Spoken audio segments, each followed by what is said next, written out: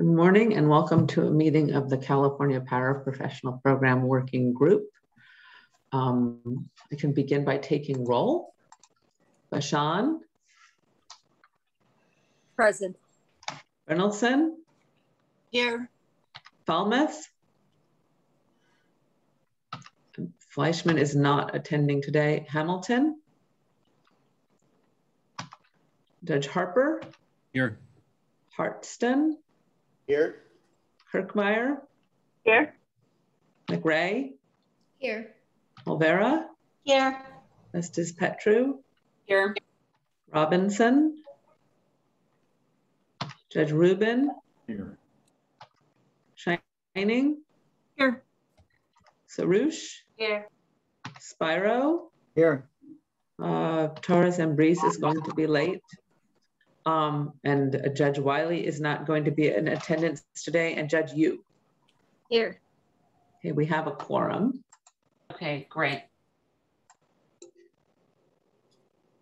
Let me see here. If there are members, any attendees who wish to make public comment, could you please raise your virtual hand?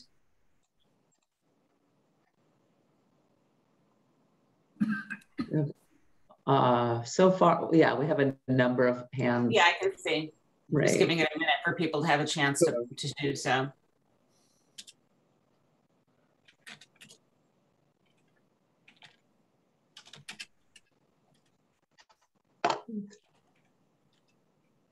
Okay.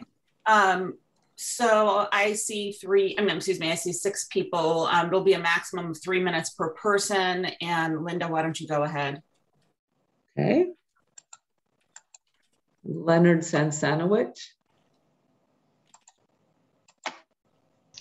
Hi, good morning. Can everybody hear me? Yes. Okay. Thank you, Justice Petru, Judge Yu, Judge Harper, Judge Rubin, others on the committee, subcommittee for hearing my comment today. As you may recall from public comment last summer, I'm a Los Angeles-based plaintiff side employment attorney. Many of my clients have been low-wage earners. I have represented many undocumented clients and clients who speak little to no English. I'm a member of the executive board of the California Employment Lawyers Association, a member of the executive committee of the Los Angeles County Bar Association's Labor and Employment section, but I'm commenting in my individual capacity, and I'm also a contributing author to the California Lawyers Association Labor and Employment Law Review. I support the Steve Fleischman memo that was posted online regarding the proposed changes to the paraprofessional rules of professional conduct, specifically rules 1.5.1 subdivision B and 5.4 subdivision E. I agree with Mr. Fleischman's analysis and his conclusion, and I similarly oppose those proposed rules. I'm very concerned about the proposal for paraprofessionals to share fees with attorneys because I think that this would create the wrong incentives and work against the purposes of the program. My understanding of the program is that paraprofessionals or certified non-lawyer limited consultant or advisor or whatever title that the group confers on paraprofessionals are supposed to fill an access to justice gap for low and moderate income individuals. And that was the focus of the December 2019 survey. Although I'll note that at last week's Sandbox regulatory meeting, there was a proposed mission statement that stated that the public interest would be served by allowing non-traditional legal service providers to service unserved and underserved individuals as well as small businesses. So it's a little unclear to me at this point exactly who the paraprofessionals are supposed to serve, but nevertheless, allowing paraprofessionals to share fees with attorneys in other areas of law for which they are not licensed will incentivize the paraprofessionals to augment their fees from their clients with referral fees to attorneys. This in turn could incentivize at least some paraprofessionals to focus remaining. Thank you. To focus more on profiting from their referral business than on serving the very people they're intended to serve. I could easily see a paraprofessional referral service. So is the state bar going to regulate which attorneys paraprofessionals may refer business to? And how is referring business to an attorney utilizing the paraprofessional's training to serve members of the community? since I have a limited amount of time, I'll end there. Thank you very much. Thank you. Thank you. Jackie Cerna. Good morning, members of the Paraprofessional Committee. Can you hear me okay? Wonderful. My name is Jackie Cerna, and I'm the Deputy Legislative Director for the Consumer Attorneys of California.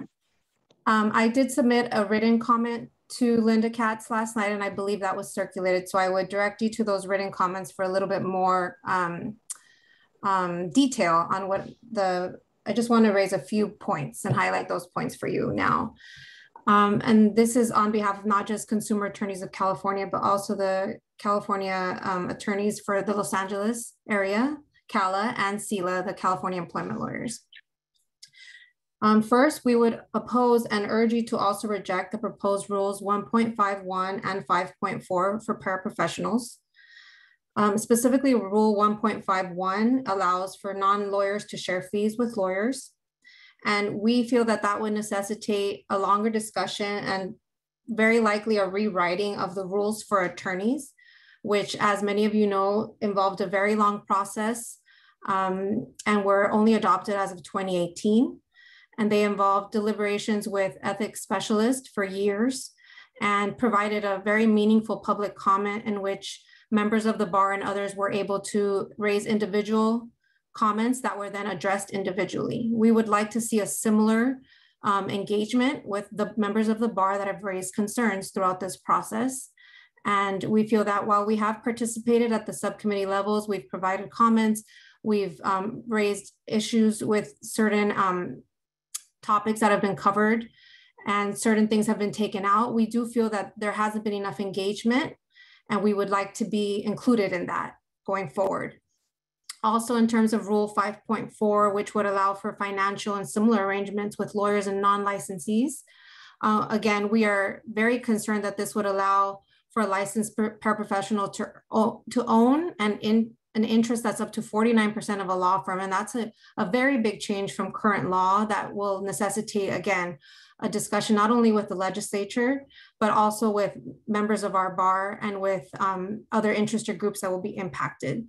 So again, thank you for your time, and I direct the rest of my comments to our written comment. And thank you so much for your time. Thank you.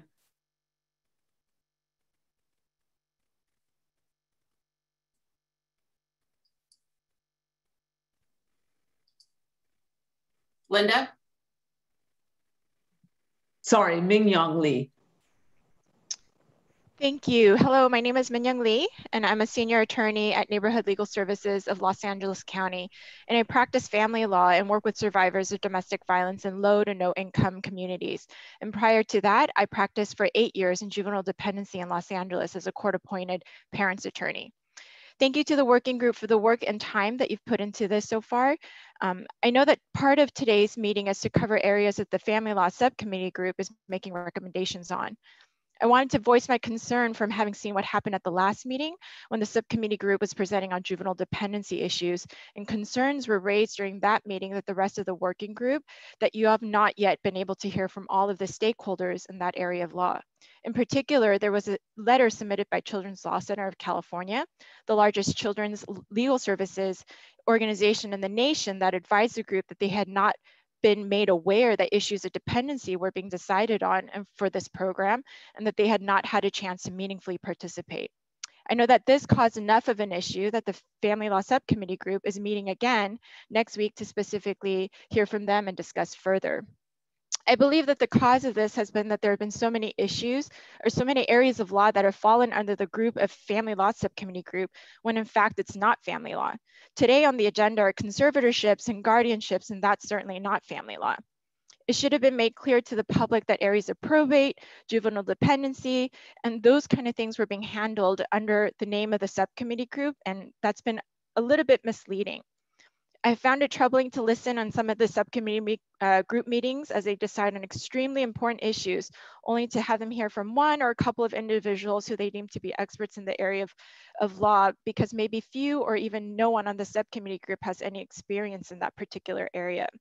And while I appreciate the efforts that are being made by those who are on the working group, an entire profession is being created and decisions are being made, and there's just not been enough people in that specific field of law that is at the table to participate in making these very important decisions. I would ask that this group, at the very least, if these recommendations do go through for probate and juvenile dependency, that the licensing process distinguish them as such and not categorize these under family law, because I do not believe that they are. Thank you so much for your time.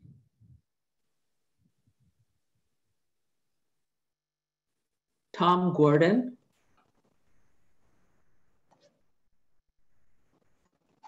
Thank you. My name is Tom Gordon. I'm the Executive Director of Responsive Law. We are the only national organization representing consumers of legal services. One quick note, more of a question that I hope the working group will consider or clarify. The staff memo on governance noted that the public members of the governing board are supposed to be non-licensees. And it was unclear, at least to me, whether that included lawyers as licensees or only referred to non-paraprofessionals, whatever the profession will be called.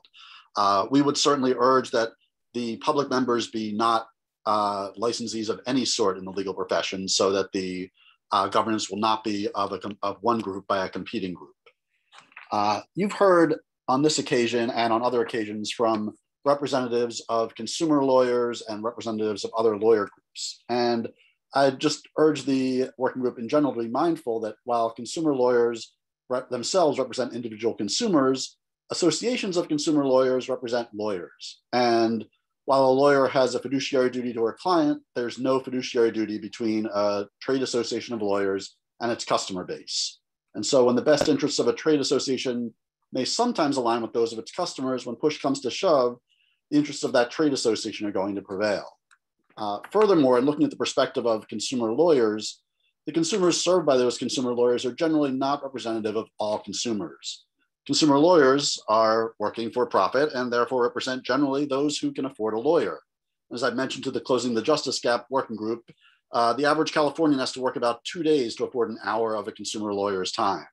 So to the extent that these lawyer groups do have greater familiarity with the legal needs of Californians, it's largely with those whose financial situation is far better than the average Californian. If we were considering regulation of transportation and the Car Manufacturers Association spoke about the needs of drivers, we'd be aware that car manufacturers may have some special insight into those who can afford to buy a car, but they don't have any special insight into those who take the bus or those who prefer to ride a bike. So we'd be skeptical of any claim they made that bike lanes would be less safe for commuters, or that buses should be banned because they don't meet the needs of people who need door-to-door service. We'd recognize that these claims had an anti-competitive motive and not a consumer protection motive. So I urge the committee to consider what is best for all consumers of legal services, rather than accept at face value the claims of industry groups that have hijacked the cause of consumer 30 protection seconds remaining to promote their anti-competitive agenda. One quick further note is that this debate has often been framed as legal aid eligible population not getting what they need. And I think we can all agree that legal aid is horribly underfunded, but the government's inadequate funding of legal assistance programs for those most in need shouldn't be used as an excuse for further inaction in helping teachers, firefighters, and others to get affordable legal help. Thank you.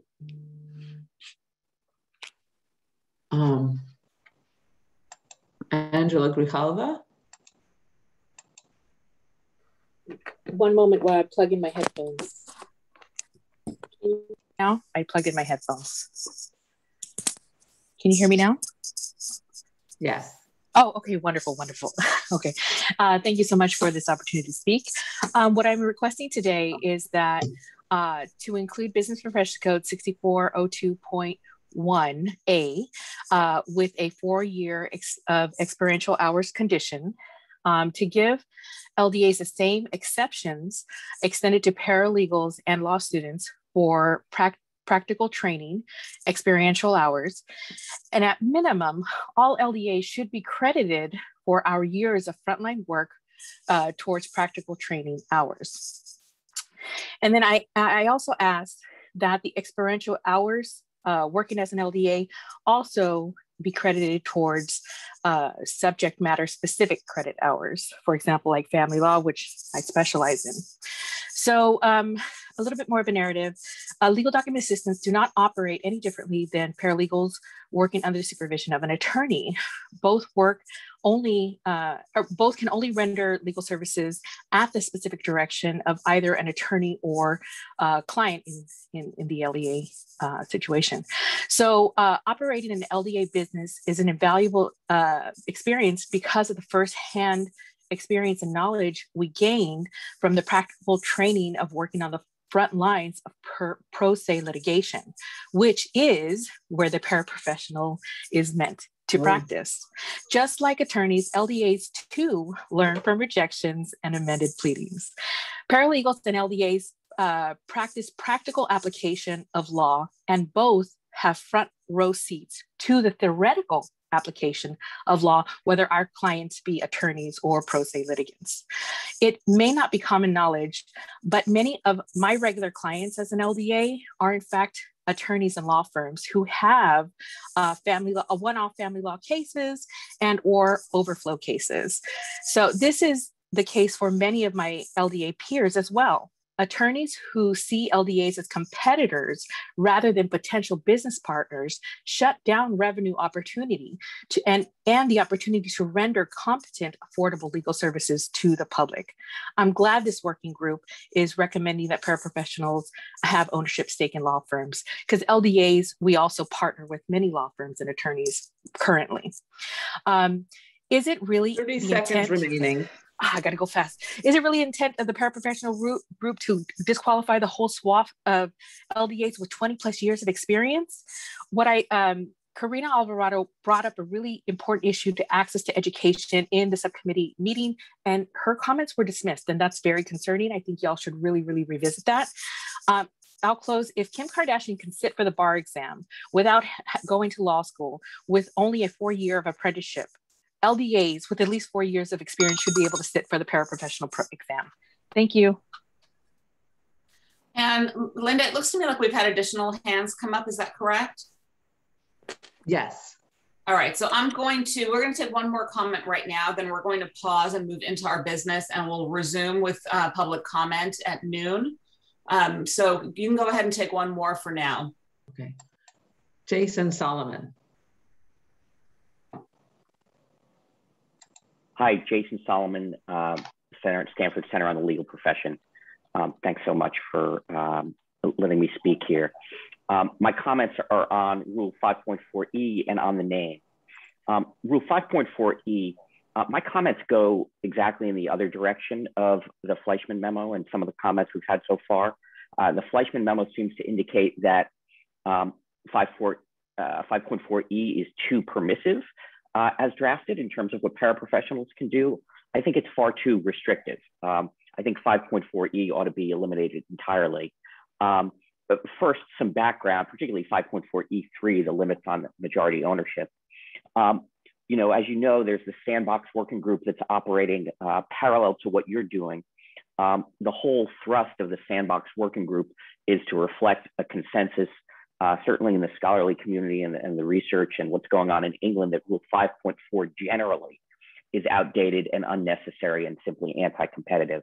So I don't know that we need to really kind of bolster Rule 5.4 at this stage. The Fleischman memo raises the possibility that paraprofessionals could benefit from areas of law where they're not even licensed to practice, such as immigration.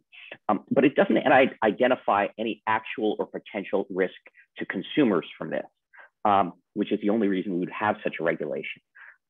We can imagine lots of different businesses. There are lots of different businesses where only certain people do certain things. Think about a medical practice. It would be malpractice for a family practitioner to do surgery, but that doesn't mean that the family practitioner can't take part and have an ownership stake and profit from a business that does surgery. Even assuming a law practice does only one thing, like family law, I'm not sure why paraprofessionals would need to be limited to less than a majority. One can imagine a very experienced paraprofessional in family law, for example, who's worked with a lawyer or a few lawyers for a very long time. Those lawyers are older and they want to hand the practice off to this experienced paraprofessional who is very good at running the practice and may be able to hire younger lawyers to help in the practice going forward. So I don't think there should be any limit there. And if you're going to limit it, you have to identify specific risks to the consumers. I haven't heard any so far. Finally, let me say a word in the last 30 seconds about the name. A lot of the commentary about the name, I think the name, for example, limited licensed legal practitioner, is far too complicated. And I hope we can come up with something that's simpler so that it's more attractive to particular applicants. A lot of the commentary seems to be about the message to potential consumers, but consumers are going to get 10 seconds. Lots of ways, not just from the title. And we want to make this attractive to applicants as well. Think about if you're applying for a new job and the first part of your new title is limited. Hi, I'm Jason Solomon, I'm limited. We want to make this attractive to people, so please keep it simple. I think something like legal practitioners is terrific. Thanks so much. Thank you. Okay, and others who wish to comment, we're going to resume with public comment at noon. Linda and Lee, I think we're taking up the matter of approving minutes next, is that correct? Yes. Okay. And I think we have to approve the April 19th and May 17th minutes. Is there anyone who'd like to make a motion? And I guess we better take one at a time because there might be people who attended one meeting but not the other.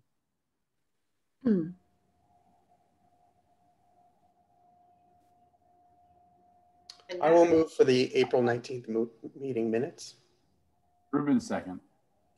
Was that Amos was first? Yes, it was Amos. Okay. Bashan? Yes. Nilsson?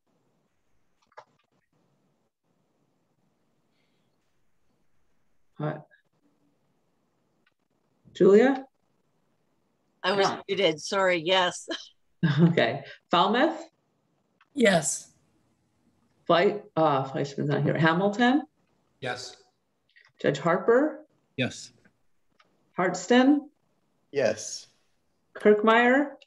Yes. McRae? Yes. Olvera? Yes. Robinson? I don't think she's not here still. Judge Rubin? Yes. Shining? Yes. Sarouche? Yes. Spyro? Yes. I think Claudia is still not here. Judge Yu? Yes, thank you. Thank you. All right. And do we have someone to move in regards to the May 17th minutes? May 19th, sorry. Oh, I'm looking at the agenda. It says May 17th. It's May 19th. Oh, no, I think you're right. I think it was April 17th and May 19th. You're correct. I apologize. I think you just switched it, Linda. It was April 19th and May 17th. Yes, that's correct. All right. So do we have someone to move for the May 17th minutes? You. Sorry. Judge Yu, was that you? I think it was Dana who moved. And I was going to say, Dana.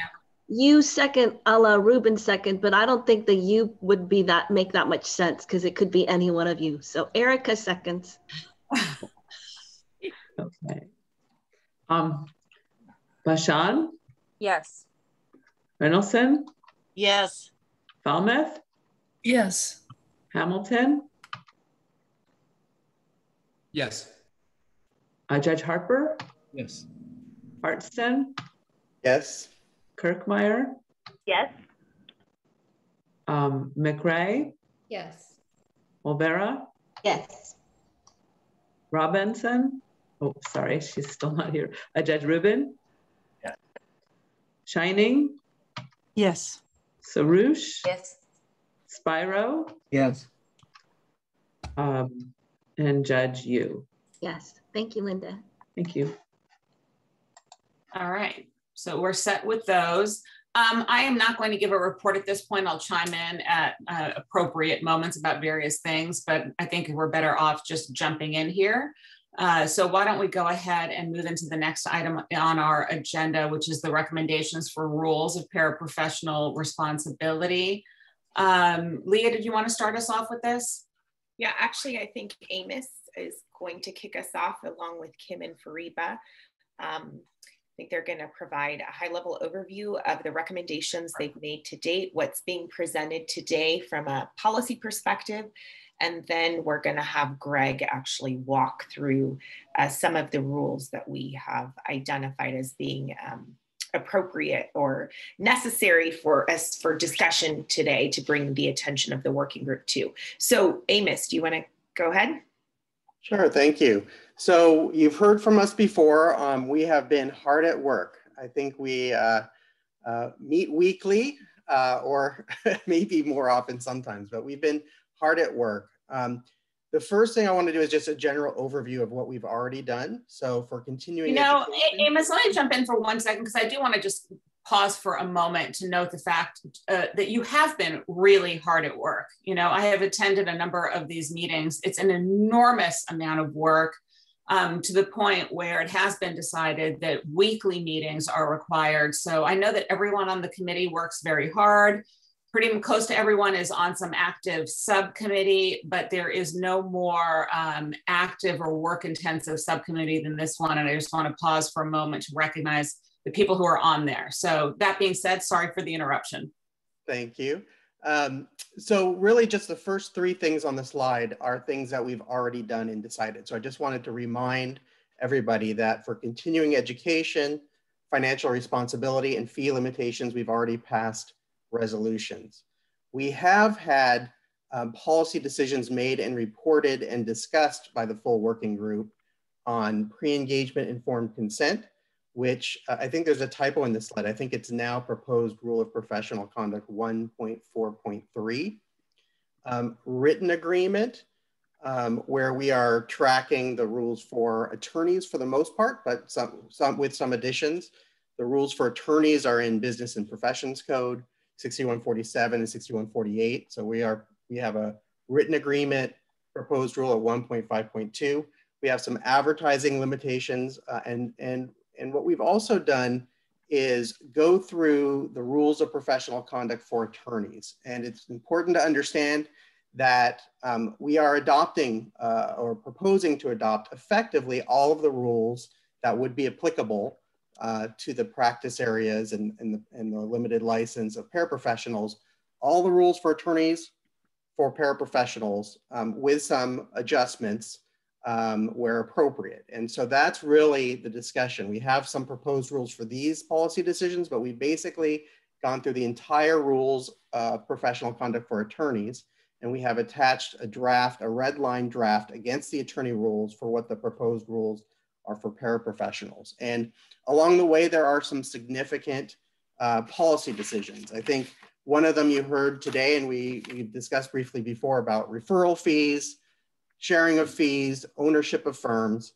So those are rules 1.5.1, rules 5.4 that we'll discuss a little bit in more detail. But I wanted to give a heads up that one thing that we spent a lot of time on are these initial rules, the pre-engagement informed consent, because there is nothing similar for attorneys, and the policy decision about why we're recommending that and what the draft rule is, because we believe this needs to be an informed choice for consumers to hire a licensed paraprofessional.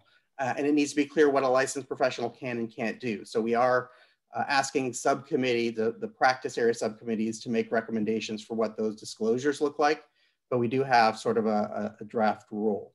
I think what Greg is going to do, help us go through all of the rules. There are some more besides this. Proactive risk-based regulation is something we haven't quite gotten to. So I think that's going to be a future meeting. But I think what we're going to do is, with that overview, actually run through the rules. I don't know, Greg, if you had a particular order you wanted to go through them? There were a couple more slides. Amos, did you want to, I guess maybe you feel like you spoke enough, and I don't know if Kim or Fariba want to weigh in about sort of the policy considerations you took into account in developing the proposal for 3 separate requirements here. Then we just had a couple more slides, with the idea being that you would give that sort of policy perspective before we dive into the details of the rules. So let me do that for this slide. So I just went over the informed written consent to representation. 1.4.3 is what I was just discussing. We are recommending that it be an informed choice for consumers to decide to hire a paraprofessional with appropriate disclosures about risks and alternatives. The written agreement, as I mentioned, is a separate writing, a retention agreement that tracks the requirements for attorneys. In discussion of this, it was proposed, and we are recommending an initial notice to consumers. That's parallel to what LDAs currently are required to do under Civil Code Section 6410.5. So you know, in the first conversation with an LDA, and what we're proposing for licensed paraprofessionals is some disclosures that I'm not an attorney and some other specific disclosures. So that's 1.4.2. So as it's been characterized, these are 3 different rules for different reasons, but all have some sort of writing. So the notice to consumers would be more of a standardized form or standardized language that's provided. The informed written consent would be, you know, required disclosures specifically tailored to what the paraprofessional can and can't do and the risks of hiring that paraprofessional in that case. And the written agreement is more of a retention agreement. Kim or Fariba, did you want to talk any more about this? I just wanted, thank you, Amos, for the summary. I just wanted to add, for your information, everyone, that giving prior notice to consumers, as Amos mentioned, is in other required in other professions too. For example, there's a whole set of legislation regulating private child support collectors, and they also have to give notice to consumers. As a matter of fact, it's very specific, and they have to give it within the first 3 minutes of the first conversation. And this is, in our conversation, we talked about how this is necessary before the client gets invested in the relationship. After having told their story, is harder for them to back out, because certainly informed consent and the written agreement both contain, for example, the statement that I'm not a lawyer. But we thought that it's important for the client to know at the very first meeting, before they start the very first conversation, that of these notices, so they can back out and not even spend any time if they hear something that they don't like, or they mistook this person for a lawyer. So we are using examples from other similar professions in coming up with the notice to consumers. Thank you. And thank you, Amos. The only thing I would add is that we did actually look at this a long time, and we had a lot of really good discussion amongst us, because at first we weren't all in consensus, and then we really kind of got to that point, because I think we really thought about it like from the thought of when the person walks in the door to see a paraprofessional all the way to the end, and what was needed while thinking about, we don't want it to be too onerous. We want to make sure that there's not a lot of duplication. And so that's why, even though there are 3 different items here, if you look at them, they do kind of all fit together now in just that progression of an individual as they move into hiring the paraprofessional. So that's all I wanted to add. Thank you, Amos. Yeah, that's great. And I'll just want one more comment on this. The informed written consent is something that we've been talking about for months and months, and has been proposed in the draft rules for a while. The same thing with the written agreement. It's the notice to consumers. That's the new addition. So you might want to take a specific look at that. Want to go to the next slide? A couple high level. So I think we're just picking these out because we think these probably might have the most discussion around them. We've also, as a subcommittee, spent a lot of time discussing these and had specific meetings devoted to just these issues. But I think there's a number of issues throughout the rules of professional conduct that it's worth your attention. So I suggest everyone take a close read, and we're not voting on it today, is my understanding. We'll still be considering comments and from discussion today. But the contingency fees, so in one area, this was a holdback from the May 17th meeting on fee caps, where there is one area where we are recommending that contingency fees be allowed for enforcement of judgment matters subject to a cap, and we are proposing 33 1/3% cap for that. For referral fees and sharing, we're going to talk about, and firm ownership, we're going to talk a lot about those issues.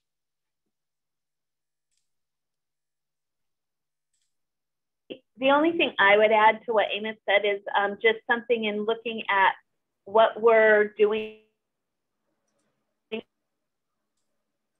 To let you know that for others, they actually are allowed, like medical,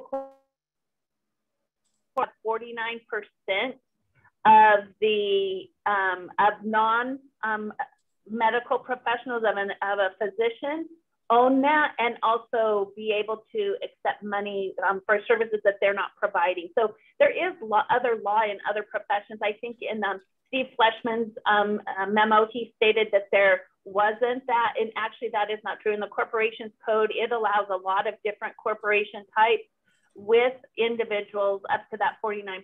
So in looking at that, that's why, at least from my perspective, that's why we went down that path in that law particular. I wanted to put that out there for further discussion later on. One other high level note before we jump in, sorry, on referral fees and fee sharing. So this is rule 1.5.1. This is a change from our prior recommendations that were reported and discussed with the full working group. So we previously recommended that referral fees be allowed, similar to attorneys, true referral fees, which means if a attorney or a licensed paraprofessional referred a case that they did not work on to an attorney or another paraprofessional, they could get a referral fee. We have revised that recommendation to not allow what's called true referral fees that are allowed for attorneys, but we are recommending fee sharing following a variation of the ABA model rules where the paraprofessional is doing actual work on the case or retains responsibility in an area where they are allowed to practice. So I think we're going to talk a little bit more about that because it is a bit confusing and we did spend a lot of time on it, but we did revise our recommendation to not allow true referral fees. Okay, so Linda, I think we're ready to pull down the PowerPoint. Judge Yu's hand has been up. Oh, sorry. That's okay. Thank you so much, Fariba and Leah. So Amos or your committee, I know we're not voting on this today, so it gives us a little bit of time. I was just wondering if all the self-help centers in the state and maybe all the legal services agencies have some language capacity. And if so, if the notice and disclosure requirements could just add a sentence that if, the paraprofessional makes the client aware of those services, it'd be like comma, and possibly those services may be able to provide services in the client's language or words to that effect. Because I know Leah has asked me a couple times and I haven't been able to answer, how do we capture the fact that we want people to be able to know that possibly they can get services in their own language through legal services or through self-help centers without maybe using an interpreter if they need that with a paraprofessional. Of course, I'm sure paraprofessionals may also be able to serve their clients in that language, but I wanted to somehow capture that if it's possible. So maybe Fariba knows if all the self-help centers in the various 58 counties have some language capacity. We have to. We're mandated to have language capacity, absolutely. And in my court, we do have court interpreters and also language line, and I have multilingual staff. In the written notice, when we start discussing it, you will see that we refer to that. And Leah, I should hold off on discussing that, right? Well, no, I was just going to suggest if we put the rules up, Judge, you'll see what we've tried to do. And I think Greg, I did read the rules and I thought it said that they would receive notice in their preferred language, but it does, when we say they're required to tell the client about the service, we say legal self-help centers, et cetera, but we don't add another parenthetical modifier for the self-help center that they may be able to provide services in that client's language. Right. So I was just going to suggest we could look at that and see where that addition might specifically go. And I don't have to have it. But Greg, I don't. I'm just saying, can we think, as Kim said, something to think about. And I had recollected that self-help centers will have language capacity. So thanks, everybody. Yeah, so just briefly, if I could say, I think in our discussions for the actual rules, so this would be a 1.4.3 issue, I think, with informed consent. The recommendation right now doesn't have the specific language that either needs to or is recommended to be provided about alternatives and self-help centers. I think the thinking there is, that the rule is requiring informed consent, but when we actually have language about what's going to be required in any particular practice area for risks and alternatives, that may be in comments or in samples or in trainings. So that's something that, I would prefer if there were standardized language and we make it as easy as possible and standardized as possible. But that's, I think, still to be determined because we haven't yet heard back from practice groups about what specific risks need to be disclosed. And I think we need to hear from more of the public and legal services and self-help centers about what disclosures should be made about their services. But I think you're exactly right, Judge Yu. I think this is an important area. We've discussed it a lot, but we haven't really come down on specific language that is either required or recommended, or where we would put that language. I think the recommendation is it's not going to go in the rule of professional conduct itself, but maybe in comments or trainings. Thank you.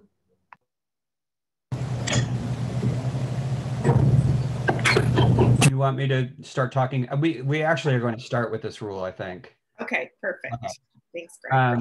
Yeah, no problem. So just a few notes. I mentioned this before the last time we had this meeting, and I want to do that again, especially for members of the public who are listening in.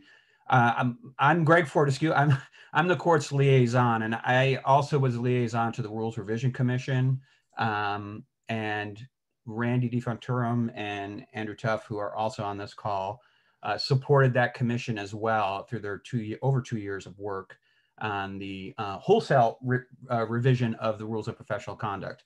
And then I also presented all of those rules over a 1 year period to the court for their consideration and approval.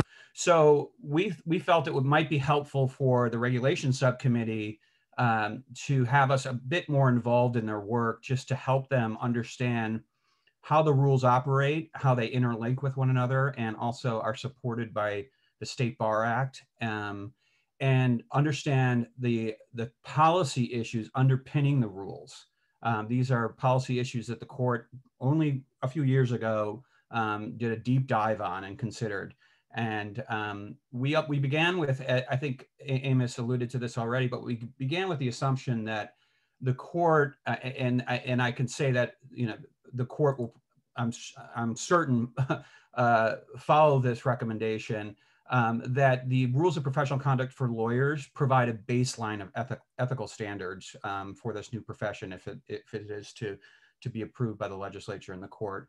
And so the job of the regulation subcommittee here was to make revisions to the rules, conforming revisions, obviously substituting the word lawyer for paraprofessional where appropriate, also understanding which rules just simply will not apply based on what we know about the authorized area of practice.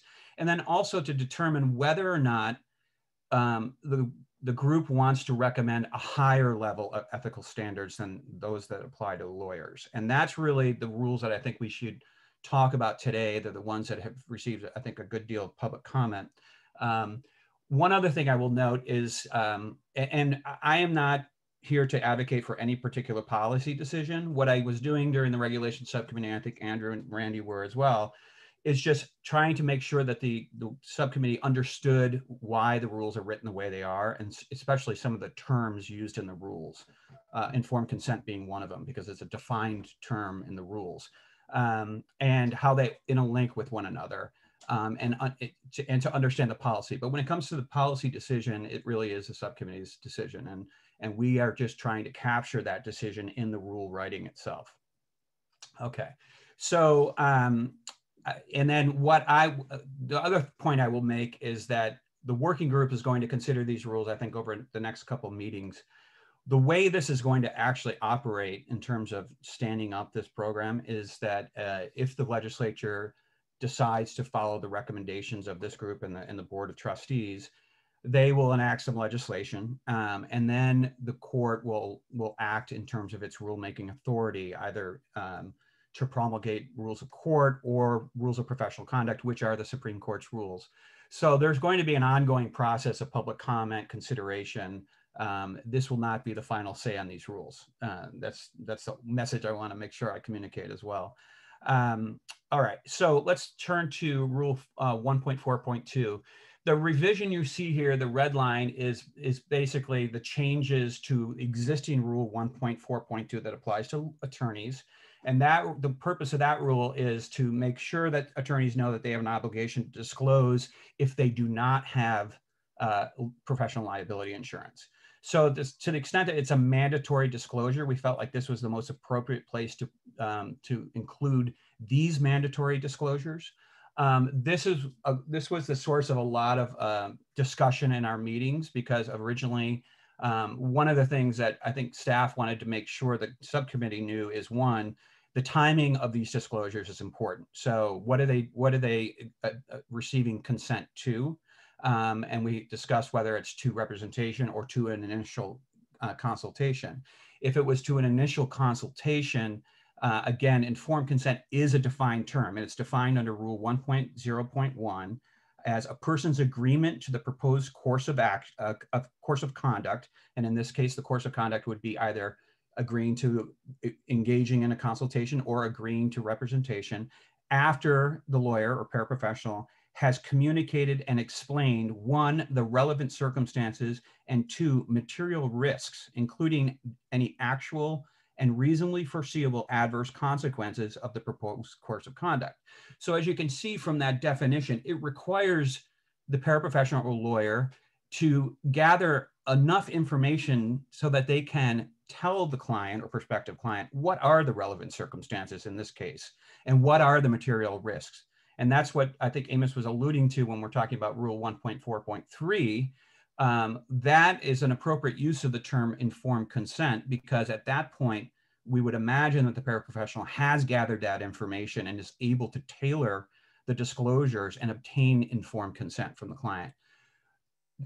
Juxtapose that to when the prospective client first walks in the door. And as I think Fariba alluded to, the concern, I think, for the subcommittee was there need to be some disclosures to protect the public so that they know immediately who are they talking to and what services they can and cannot provide. And that's why we use notice to consumer, and you will not find the term informed consent here, because it really doesn't follow that definition. All the disclosures here are things that the paraprofessional they don't need to know anything about the prospective client in order to discharge this obligation. So Greg, just whenever it's a good pause point, I just want you to be aware that there have been a couple of hands up. Okay. So not to interrupt you, but whenever you reach an appropriate pause point, just wanted to be sure you knew that. Okay. I'm almost at a pause point. The one thing I'll point out, I think Fariba mentioned this as well, that one of the disclosures that's required is that the lawyers say that they're not, the paraprofessional say that they're not a lawyer. That is common through all three of these rules. They're going to repeat that over and over again in the written agreement as well as in the informed consent. And then this A2 really is something I think Amos was alluding to. We need probably more information from each of the substantive area subcommittees about what disclosures we can include here so that the paraprofessional can tell the client what they can and cannot do. What are they licensed to do? 3 is always going to be a potential risk for a prospective client that they may need to hire a lawyer to the extent the services extend beyond the scope of their license. 4 is simply, this is a statement that there may be other alternatives. This is not a tailor, you'll see in the informed consent, they are required to make a more tailored disclosure based on what they know about the client and the matter, and what they know about other available resources. But this first statement is going to, again, be something that's probably formatted decided ahead of time in a formatted disclosure. And then a general description. This is something that will be unique to each paraprofessional, but it's not something that they need to know anything about the client in order to discharge this obligation. What is their fee structure and what are their billing methods? And then also 6, whether or not they have professional liability insurance. This is different than the requirement for lawyers. Lawyers are only required to disclose if they do not have professional liability insurance. If they do have it, they don't need to say anything. And B essentially makes clear that that obligation to disclose regarding professional liability insurance is ongoing. So if you disclose in your prior to the initial consultation that you do have professional liability insurance and later down the road you no longer have coverage, you need to disclose that to the client. Okay, so I'll pause there and we can take questions. Let's see. I think Carolyn was first. Okay. Okay, trying to find my unmute button. Okay, so just so you guys let you know, I've read Steve's comment. I have not read all these comments. I have not been able to get to all these meetings. I've worked full time, and the courts are opening, right? They're opening, and there's no social distancing, and they're trying cases. So God bless us, we're back in court. But okay, I'm going to read them all. I'm going to read them very closely, and I appreciate that. This is not where we're going to make resolutions and draft things and get to this, because I think, and Greg you did yeoman's work, and you've done yeoman's work on that prior 2017 commission that led to the adoption of the ABA rules. And I'm actually also grateful that people who are here today are lawyers. We got tons of lawyers in this committee. So I hope all of you remember those 2018 revisions and how important it was to really take a look at massive changes to certain rules. So I'm going to draw from some of those changes, and because the ABA model rules, many of the ones that you've adopted were not adopted in California, and some of those rule changes are only a year or two old, have not been adopted anywhere in the country. So when we're talking about these and some of these revisions that have been proposed, these are brand new rules not adopted anywhere. And I don't think you can just say limited paraprofessional, scratch that out with lawyer and not, anyway, I'm very grateful that Greg, you've been, and Amos and Fariba, you've clearly done thoughtful consideration of these things. Now, on this rule particularly, this is new. This is not, lawyers don't have to do any of this. And I've had so many questions, and I may have to really call you guys and talk to you rather than waste the committee's time. But this is a big question. In 1.4, because there is no 1.4.2 in lawyer land, will you be adopting the comments of the ABA rule along with the rule? Because 1.4 has a lot of extra obligations that are not in here in terms of the law. The way the State Bar applies these through its Office of Trial Counsel uses these comments. It also uses the numerous opinions that you write and that all the county bars write. So, that communicating with the client, there are 1, 2, 3, 4, 5, 6, 7 comments to 1.4. So how does that process work in terms of where we go next, in terms of the way these rules are driven by the comments? Okay, so a couple things there. One, there is a 1.4.2 for attorneys. That is the mandatory disclosure of professional liability insurance. That's the first thing. 1.4 is the duty to communicate rule. We can slide up to that and take a look at that. That is really the counterpart to model rule 1.4. We also had a duty to communicate rule prior to the revisions. And so we adopted some of the language here, but actually I think in this particular instance, we really do follow for the most part with probably some changes, the model rule here. The comments. So the one thing I would say is And this is important because this is part of the reason the court sent the rules back after that 10-year period. I would take issue with this idea that the rules are driven by the comments. That process, the rules were driven by the comments, and it was not what the court wanted. Okay, what the court wants is for, and this is stated in the purpose rule 1.0, the comments are only intended to provide interpretive guidance. They are not intended to, you cannot predicate any sort of ethical violation on the comments themselves. So when we started to undertake this process, this task, I suggested to the subcommittee, let's forget about the comments right now because you will get bogged down forever on comments. And that's what happened to that group that worked for 10 years. Focus on the rule itself because the rule has to state a disciplinary standard. And that it's important to emphasize what the purpose of these rules are. They're different than the rules of court that will be used to stand up the program. These are disciplinary standards, the violation of which will lead to discipline. And so anytime we were debating anything as a subcommittee as to additional obligations that we wanted to impose on paraprofessionals that are not imposed on lawyers, take the written agreement, for example. The question I always said to them was, do you want to use the limited disciplinary resources of the state bar to enforce this, or is there another enforcement mechanism? So for instance, with lawyers are required to enter into a written agreement with their clients if it's a contingency fee arrangement, or if they contemplate that the legal services are going to exceed $1,000, which in most cases it probably would. So lawyers are obligated to enter into that written agreement. What's the result if they don't? The result is that the client at their election can void the contract. Yep. And then we get into a quantum meri discussion about whether or not, what they're owed, right? You can't be disciplined for not entering into a written agreement. That's not something that the disciplinary structure is not used to police that kind of conduct, okay? Oh, really?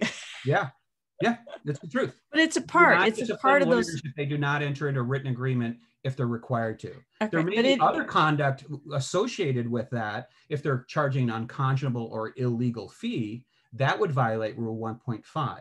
But the provision that governs the written agreement requirement is a State Bar Act provision. Okay.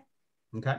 I'll let other people talk because. But I think that's an important point about the comments, and I think we should probably emphasize that. These rules are going to have comments. I imagine a lot of them are going to be some of the comments that are associated with the rules that apply to lawyers. And I imagine also that the case law interpreting these rules, especially when they really follow the lawyer rules, are going to be persuasive authority. I was going to cite some, but now I don't have to. Okay.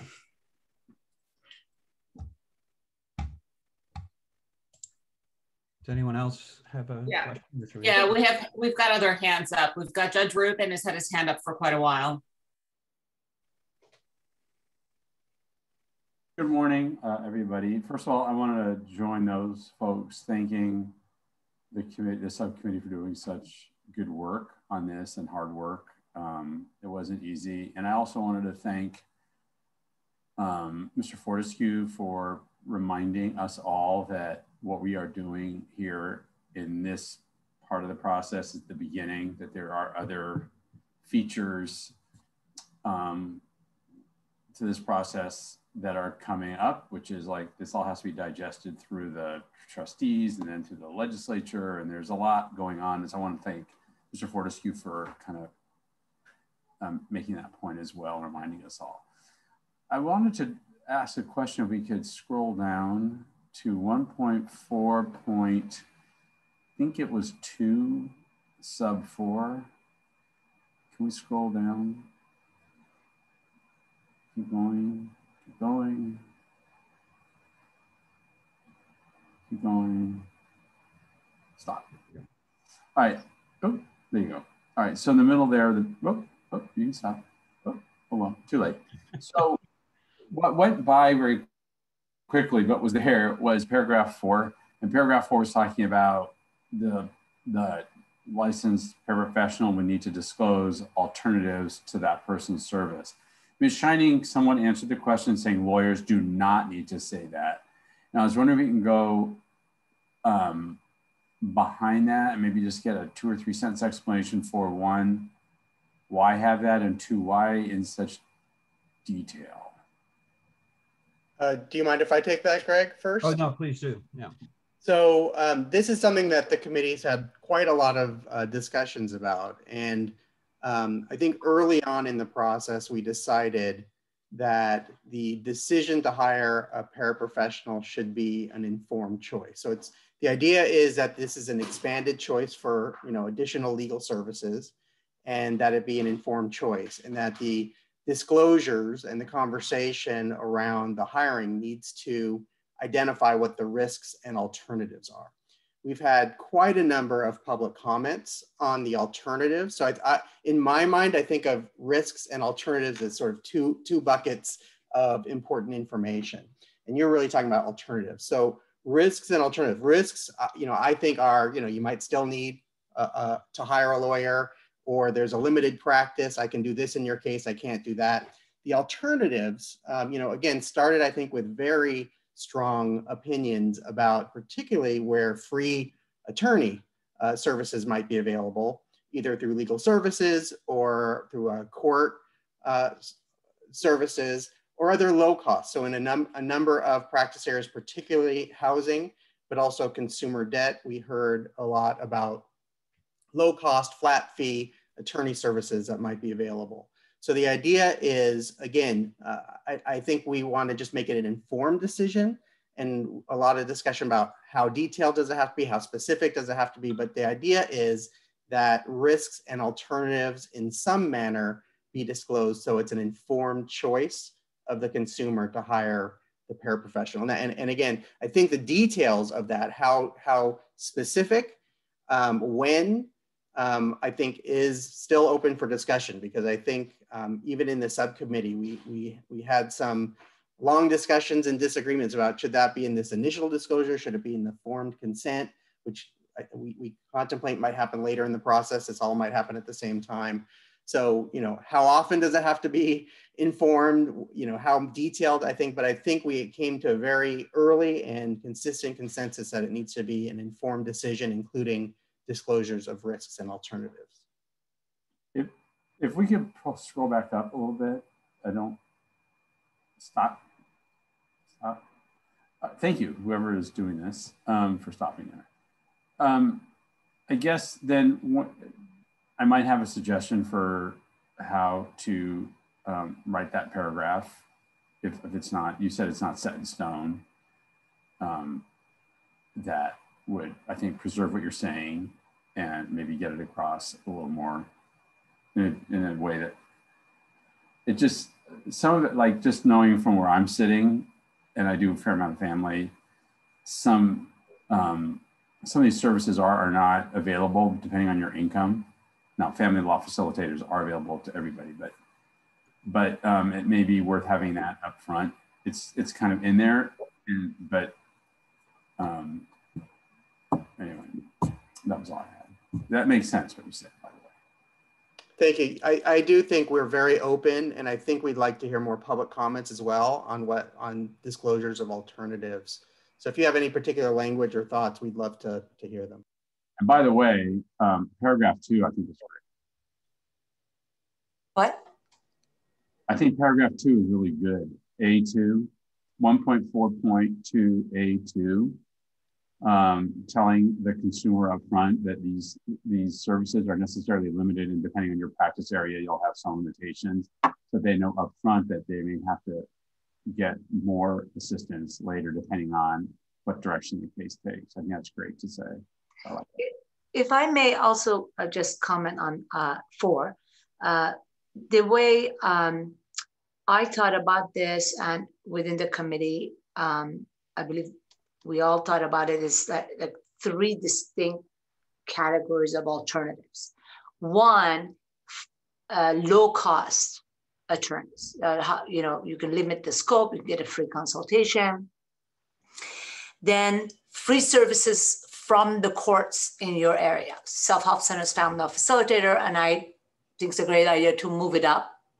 and then legal services agency. So this is how it's organized. Those three generic resources, that's true for every county in California.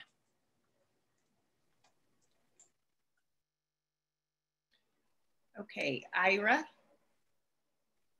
I have a question about paragraph A there, about the words prior to, just those simple words.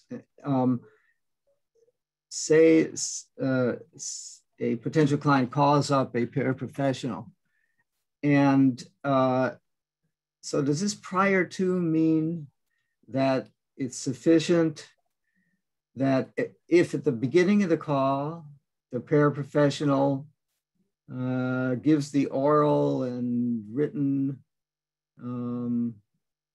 notice or information that's required here? Because if it's not clear to me that that's the case, and some paraprofessionals or others, me maybe, might interpret it to mean, oh no, they got to send it to them and ask them to call back once they've read it. So what's the answer to that one? If I may take that one just for a moment. So I think you make a really good point, Arab, which is the practical application of this particular provision may be difficult, and this has to be cleared up. So for example, in the child support, private child support collector provisions, it specifically states that this statement has to be provided within the first 3 minutes of the conversation. Okay, so I think I put it in there, but it's now removed. I was gonna, later on as we started finalizing this, I was gonna propose that we do have to sort of put in some guidance in there that it has to be within the first few minutes of the conversation. And then how do you, if somebody calls, then how do you provide a written version of these announcements or these disclosures? So, and I'm just gonna ask Amos and Kim for their comments. Well, if I may, something just occurred to me. What if it's, maybe I'm interrupting the others, but what if it said that prior to or at the outset of a consultation for the purposes of retaining, the oral information has to be given in the right away in the beginning or the first 3 minutes, whatever it is. The written does also, but then before the client hires the paraprofessional, there's got to be a break. It has to be done after a certain amount of time, which is given so that the client can read the written disclosures and think about them. Certainly that could work for some cases, but I know, for example, in family law, a lot of times clients come in to get help with something they needed help 2 weeks ago. You know, everything is urgent. So requiring a waiting period may not be practical depending on the issue involved. Even an hour is what occurs to me. But, all right. So I will suggest that these are great comments that we can consider. I think the way this was discussed was the trigger of what triggers these obligations is what's important. So this just has to happen prior to consultation. But how and when that's done could be very different. So this might be a comment issue or a practical training issue. But as long as this is the rule for discipline is, as long as this is done prior to consultation, that's the requirement of the disciplinary rule. Well, if I may, if the consultation is for the purpose of retaining, then I don't see how it could possibly happen before that conversation if the consultation is a phone call to the paraprofessional from the client. I mean, it's begun with that phone call. It should say at the outset, at the very least, I think. I do think we need to take back Ira's comments about the phone call, because when we were thinking about it, we were thinking about, you know, you have the individual that comes in and they want to retain the individual. I'm not sure how we would get that written disclosure unless it's something where we clarify in the comments or somewhere that that needs to be, you know, emailed, faxed to the individual so they have it. But we'll have to, I don't think that would be necessarily here, but somehow they have to be able to get that written disclosure to them. And I had originally suggested that these notices be also posted in their office, in their advertisements, and on their social media accounts, website. Is that still there, Greg? Or? No, I think your fellow subcommittee members felt that that would be too onerous to include all of these disclosures on every advertisement. And so it was removed. How about on the website, social media accounts to sort of address the need to provide a written copy if the client is finding the paraprofessional through those means, which most likely that's going to be the case these days, then they've already had access to the written version. Just putting it out there. Mm-hmm.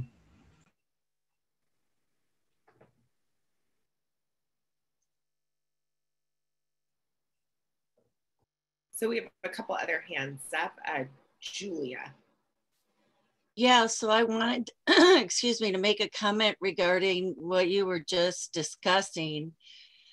I assumed that paraprofessionals were going to have to do a conflict of interest check, just like any lawyer would have to, meaning you cannot represent both sides of, you wouldn't be representing both sides in a divorce.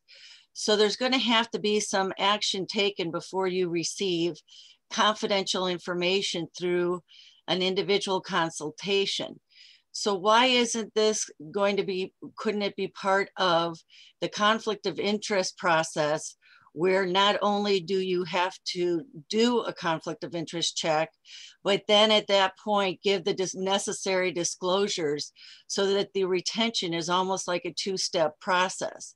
I mean, it's very common with family law lawyers that they do a very intensive conflict of interest check in it prior to meeting with a client because they don't want to have to recuse themselves from representation of the first client because they didn't do a conflict of interest check before they started receiving confidential information from the second potential client. So that's just my 2 cents on how I would envision this process, that it could occur at the time that the conflict of interest check is taking place. And just to respond to that, the same conflict rules that apply to lawyers are going to apply to paraprofessionals. And I think there was during the public comment period, somebody, I think it may have been in one of the letters that we received, noted that that a change to 1.5.1 will necessitate a change to the lawyer rule.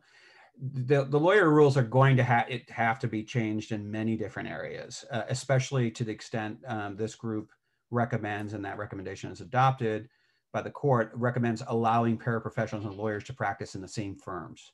So those conflict rules on the lawyer rules are going to have conforming changes as well, but it's the same standards, Julia. Okay, well, that was just how I thought this could be put into the framework that, you know, since there is generally, in my experience, a two-step process to the retention of an attorney, certainly you're going to want to go through that conflict of interest check process. And I would think that that would be a good time to do this sort of disclosure process. I'll just say, I think that makes a lot of sense. As far as where this rule is located in the rules of professional conduct, we had some discussions, and I recommended initially that all the rules specifically for paraprofessionals be located all in the same place. And I think what we decided and what was recommended and what we all agreed to was to more track the flow and the rules for attorneys. So they're kind of all over the place, but that in trainings, and in comments, some of these, you know, practical ideas can be explained. So I think that's exactly right. That the paraprofessional will need to check conflicts in addition to providing these disclosures, and it probably makes sense to do that at the same time. And Julie, I do think we were thinking of it as a two-step process where they would go through this first and provide all of this before you gathered any information from them. Then after you do that, they still choose to move forward with the paraprofessional, depending on the timing. Then you would go into that fuller, getting all the information from the individual as well. So whether it's put into an actual rule, I mean, because I'm thinking that from the educational standpoint, a framework for thinking about these trainings and court procedure, et cetera, these are all things that are going to have to be competently taught by some instructor. And I'm just thinking from an instructional standpoint, it would be very helpful if these rules were very clear cut. Otherwise, the people who are teaching about this profession will find it difficult to interpret. So the more simple, the more direct would be very, very helpful. Thank you, guys. And thank you for all your hard work. Carolyn? Okay. And to Julie's point, and oh, and by the way, I agree with things that Ira, Judge Rubin, and now Julie have said. So I hope somebody's taking good notes because they said some really important things. So, and I would also note what Julie just said right there. This is an entire course in law school, and it's an entire separate bar exam that you have to pass. And so, you know, we all know that, but this is huge. These are huge things, and this is hard for lawyers, you know, to remember and learn. My specific point on this is just to move along on different things. I noticed that in the A3, this was an area that we've discussed tangentially, and it's been mentioned a little bit, and here we are. When does a paraprofessional need to refer something to a lawyer? When do we cross that line? And this rule seems to say may instead of shall, and it says if instead of when. So, you know, one of the things we were all concerned about is when do you hit that point, especially like you're in limited court and you can do everything up to trial, including all the motions. I went and counted dozens of them. When I would think that this should be a shall, and that we define further those hits. You know, when is it that you're beyond your competency, your unicompetency?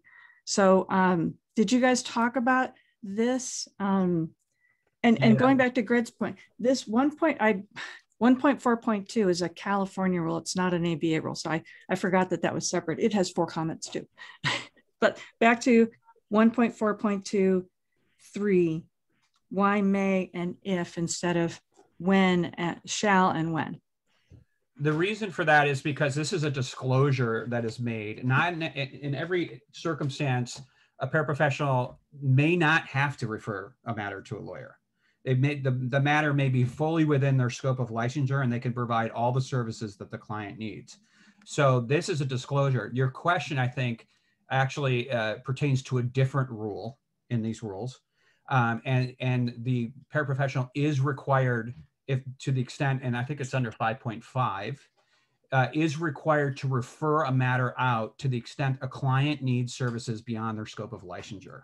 Okay. And they either have to refer out to a lawyer or to another paraprofessional who is licensed in that particular area. But doesn't that create a conflict then with the two rules?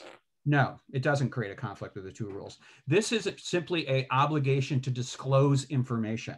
And the information they're disclosing is, hey, I'm a paraprofessional, I'm limited in what I can do, and I just want to warn you that I may have to refer you out to a lawyer to the extent you need things that I can't do. So it should be may, because not in every circumstance are they required to refer out to a lawyer. Just to reiterate what Greg said, the person is calling a family law a paraprofessional, but the paraprofessional at this point doesn't know if they're calling about child support or quadro, which they can't do, right? So this is just ahead of time. Later on, they will know way more and they will be able to concretely say this is within my area of practice, or no, I have to refer you to a lawyer. At this point, it's just I may have to once I find out more about you. This is a notice to consumers prior to the consultation, prior. Okay, I have another question, but Lyra, go first. Okay, everybody. I think Carolyn is right in number 3, because the predicate, I mean, the situation is that the prospective client, quote, seeks services that are beyond the scope of the paraprofessional's license. Well, if the prospective client is seeking those services, then there's no doubt they're going to have to hire either a lawyer or another paraprofessional. So I think that word should be not may, will need to hire a lawyer, and it should be say, or another paraprofessional. Well, I mean, Ira, I don't think that's necessarily true. People can represent themselves as well. But it says seeking services. So if they're not seeking their own services. If the legal services they're seeking exceed the scope of licensure, the paraprofessional doesn't know anything about this client at this point. They don't know what services they're seeking, but they're disclosing to them, hey, I don't know anything about what you need right now, but I just want to warn you, if your services that you need exceed my licensure, you may have to go hire a lawyer. Well, I think it's not a may. I think what you just said is a will.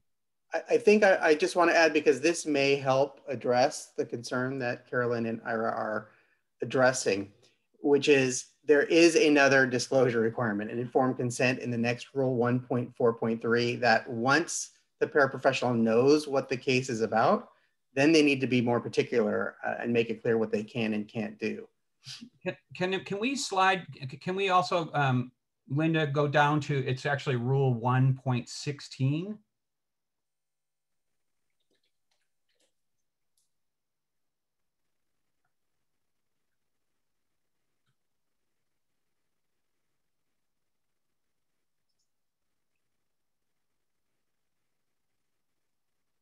Okay, if you slide down to A5. So this is the rule governing when a paraprofessional must decline or terminate representation. And we have added an additional provision here. Okay, so A says, except as stated in C, the licensed paraprofessional shall not represent a client, or where the representation has commenced shall withdraw from representation of a client if, and number 5 says, the licensed paraprofessional knows or reasonably should know the subject of the representation is beyond the scope of the defined practice area for which the paraprofessional is licensed, as set forth, and we're going to have a reference to the rule that sets the scope of their licensure or rules. And if the subject of the representation is beyond the scope of the licensed paraprofessional's defined practice area, the licensed paraprofessional shall not render any legal assistance and shall advise a client in writing to seek the services of a lawyer or licensed paraprofessional authorized to provide legal services on the subject of the representation. So that is the ethical obligation to refer out that we've added in for paraprofessionals. I think Amos is right when we get to the informed consent.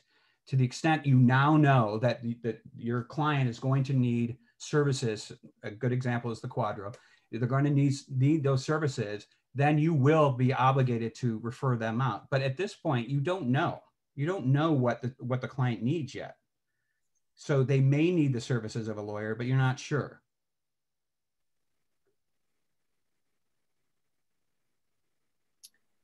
Should we move on to the informed consent rule? If anyone, unless someone. Yeah, I'm thinking. I have one more. I have one more. Okay. I'm sorry. These are very important things. That's fine. Linda, can you go back to the rule 1.4.2? Okay. I'm so happy, Greg, that you reminded me of 1.4.2 because I'd forgotten. This is a disclosure in our new rules, which is a new California rule, not an ABA rule. This says you've got to put it in your you've got to put it somewhere. You got to put it in writing. And so whether you have a contract or not, I learned that just a second ago. But this says you have to put it in writing, whether you have insurance or not. This 1.4.2 that you're proposing is some kind of notice. So it's not contractually binding. Are there things in here that should be included in the fee agreement, or maybe you talked about that in the substance of fee agreement? It's not a contract. Then again, how do you enforce it in a malpractice action, a civil malpractice action, even if it isn't actionable at the state bar? Yeah, and that's, I think, why we should move on to the other two rules, because these three rules actually work together. Okay. Yeah. Okay. Let's go down to, are there any more questions on 1.4.2 or? Okay. So 1.4.3. All right. So we are using the term informed consent. That's what the asterisk is intended to denote, that it's a defined term under the rules. Okay. So 1.4.3 is a separate writing from the written agreement. That is the requirement. It's in the rule under paragraph B. And it's prior to the engagement of the licensed paraprofessional. They need to provide informed consent to the representation. This includes that the paraprofessionals will clearly communicate in the prospective client's preferred language available alternatives and material risks, including any actual and reasonably foreseeable adverse consequences of proceeding with a non-lawyer in this matter. That's a very important part. So this provision mirrors the definition of what informed consent means. So this is a tailored set of disclosures, with the exception, of course, of one, which is always true, that they're not a lawyer. Two, they're going to be required to disclose available choices, other available choices for legal services. And again, this is going to have to be much more specific to what the client needs and what the paraprofessional knows about other available services. Amos is advocating to also include this additional language in this provision with available contact information. And I think Kim and Fariba feel that's too onerous and they can talk to that. 3 requires them to, again, say that the potential need to disclose, and here I read, this is a circumstance where they do know now whether or not they need to hire a lawyer if the services go beyond their scope of licensure. They need to, again, include a statement that identifies their area of laws that they're authorized to practice in, any prohibitions within that specific area of practice. Again, this mirrors the initial disclosure, but this next part is tailored, and how these prohibitions may adversely affect the licensed paraprofessional's representation of the client in the matter. And that's where it becomes more specific to that client and their circumstances. And then 5, the existence of any financial arrangements related to the representation that the licensed paraprofessional has with others, such as fee sharing. There may be other financial arrangements and that they are required to disclose under the rules. For example, under 1.8.1, if they enter into a financial transaction with their client that's separate from the representation, they need to obtain informed consent to that as well. And I believe that the subcommittee is going to suggest that we include a comment that clarifies that the informed consent disclosure obligation to disclose financial arrangements with third parties related to the representation are required under other rules, and refer to some of those rules like 1.5.1 or 1.8.6. And then that obligation under those other rules may be discharged by including them within this informed consent at the initiation of representation. So I'll stop there and see if anyone has questions about this for me or the subcommittee members. I think I only see Carolyn's hand. Okay, super quick question. What does existence mean on subpart 5?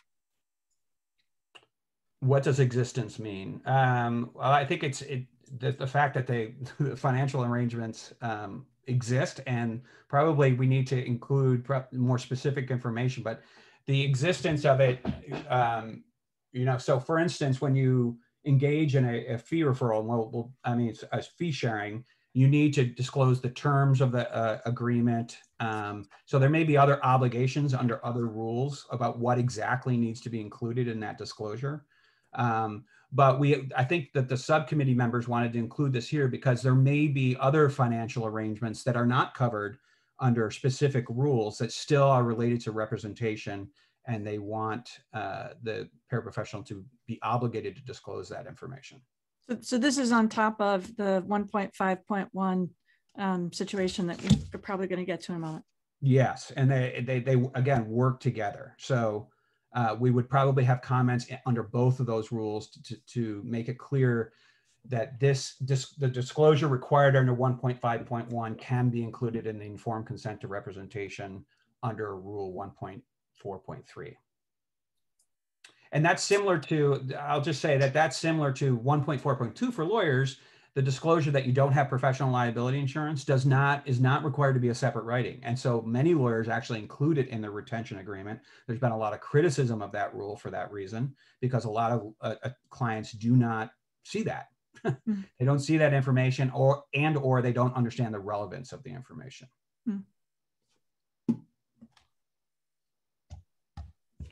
Okay, should we move to 1.5.1, which, I'm sorry, not 1.5.1, 1.5.2. We'll come back to 1.5.1 because it's...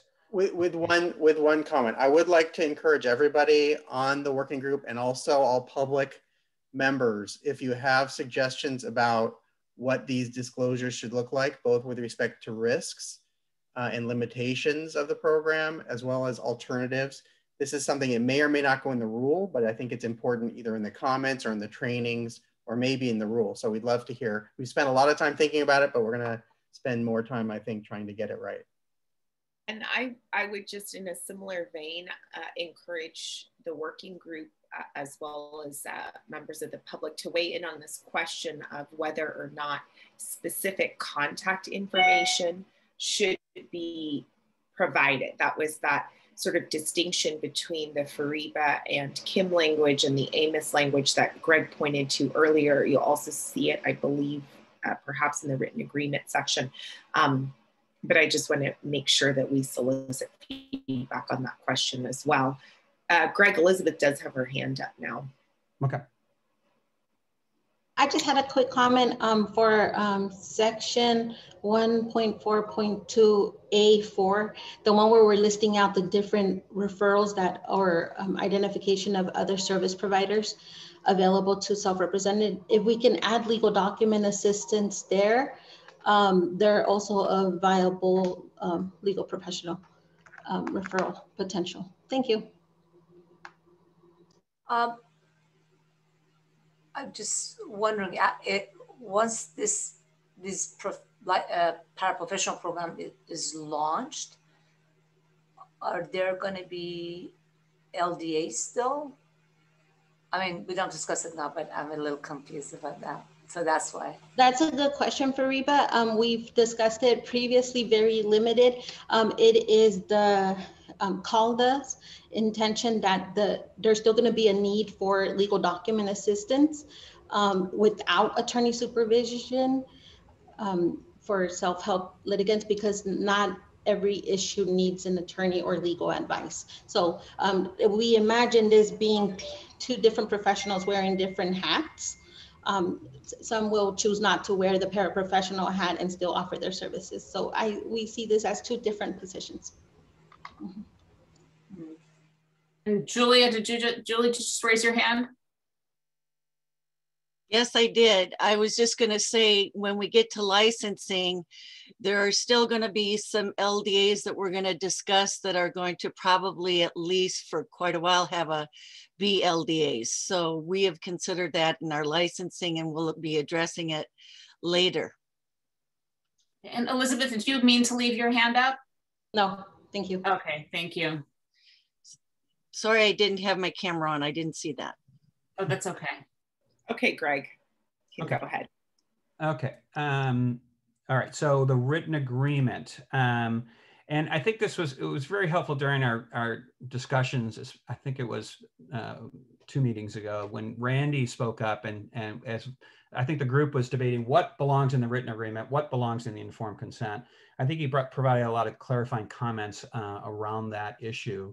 And so and the subcommittee members should certainly speak up, but I think what was guiding the group was what are the elements of a contractual agreement to representation that need to be in the written agreement, as opposed to providing the information to a client so that they do truly provide informed consent to the representation with a paraprofessional, understanding all those reasonably foreseeable and actual risks of doing so.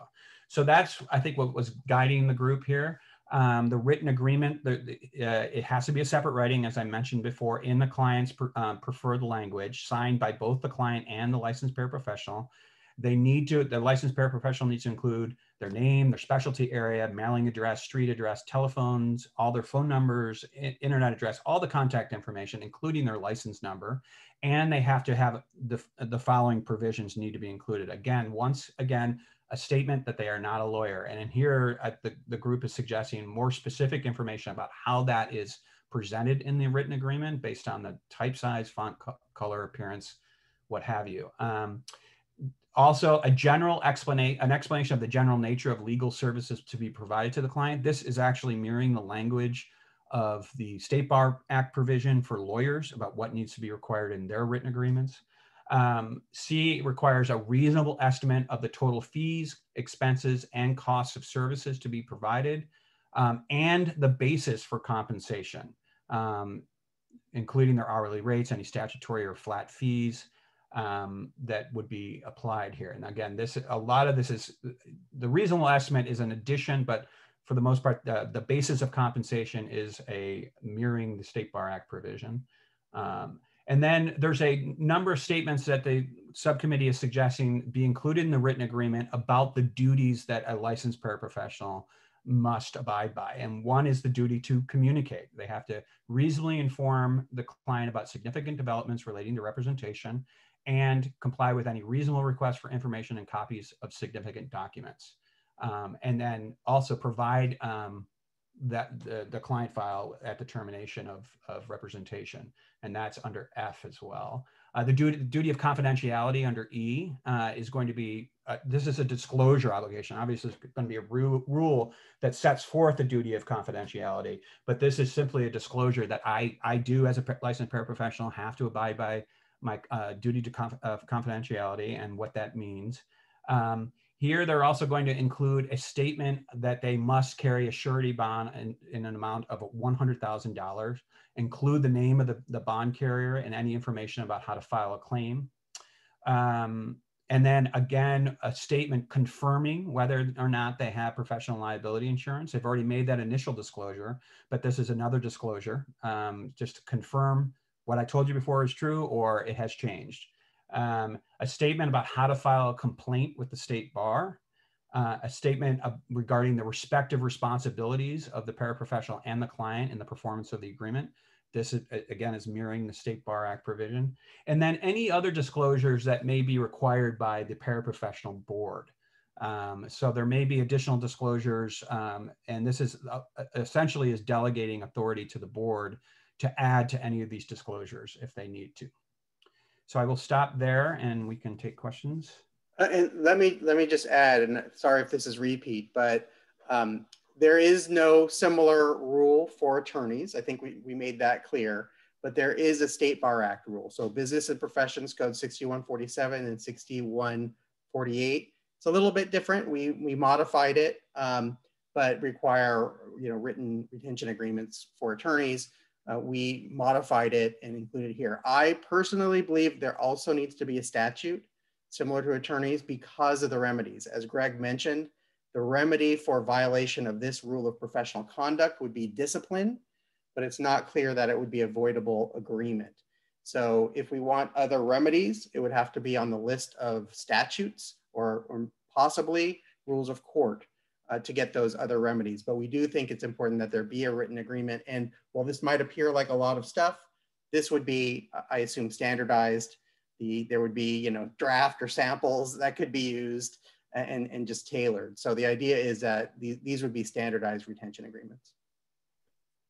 And the one thing I want to add on is the reason we really put a lot of work and language into the fee part really was based on the discussion that we had about not putting any fee caps on. We wanted to make sure individuals were very clear based on comments we had received at that meeting as to what costs they were going to be incurring.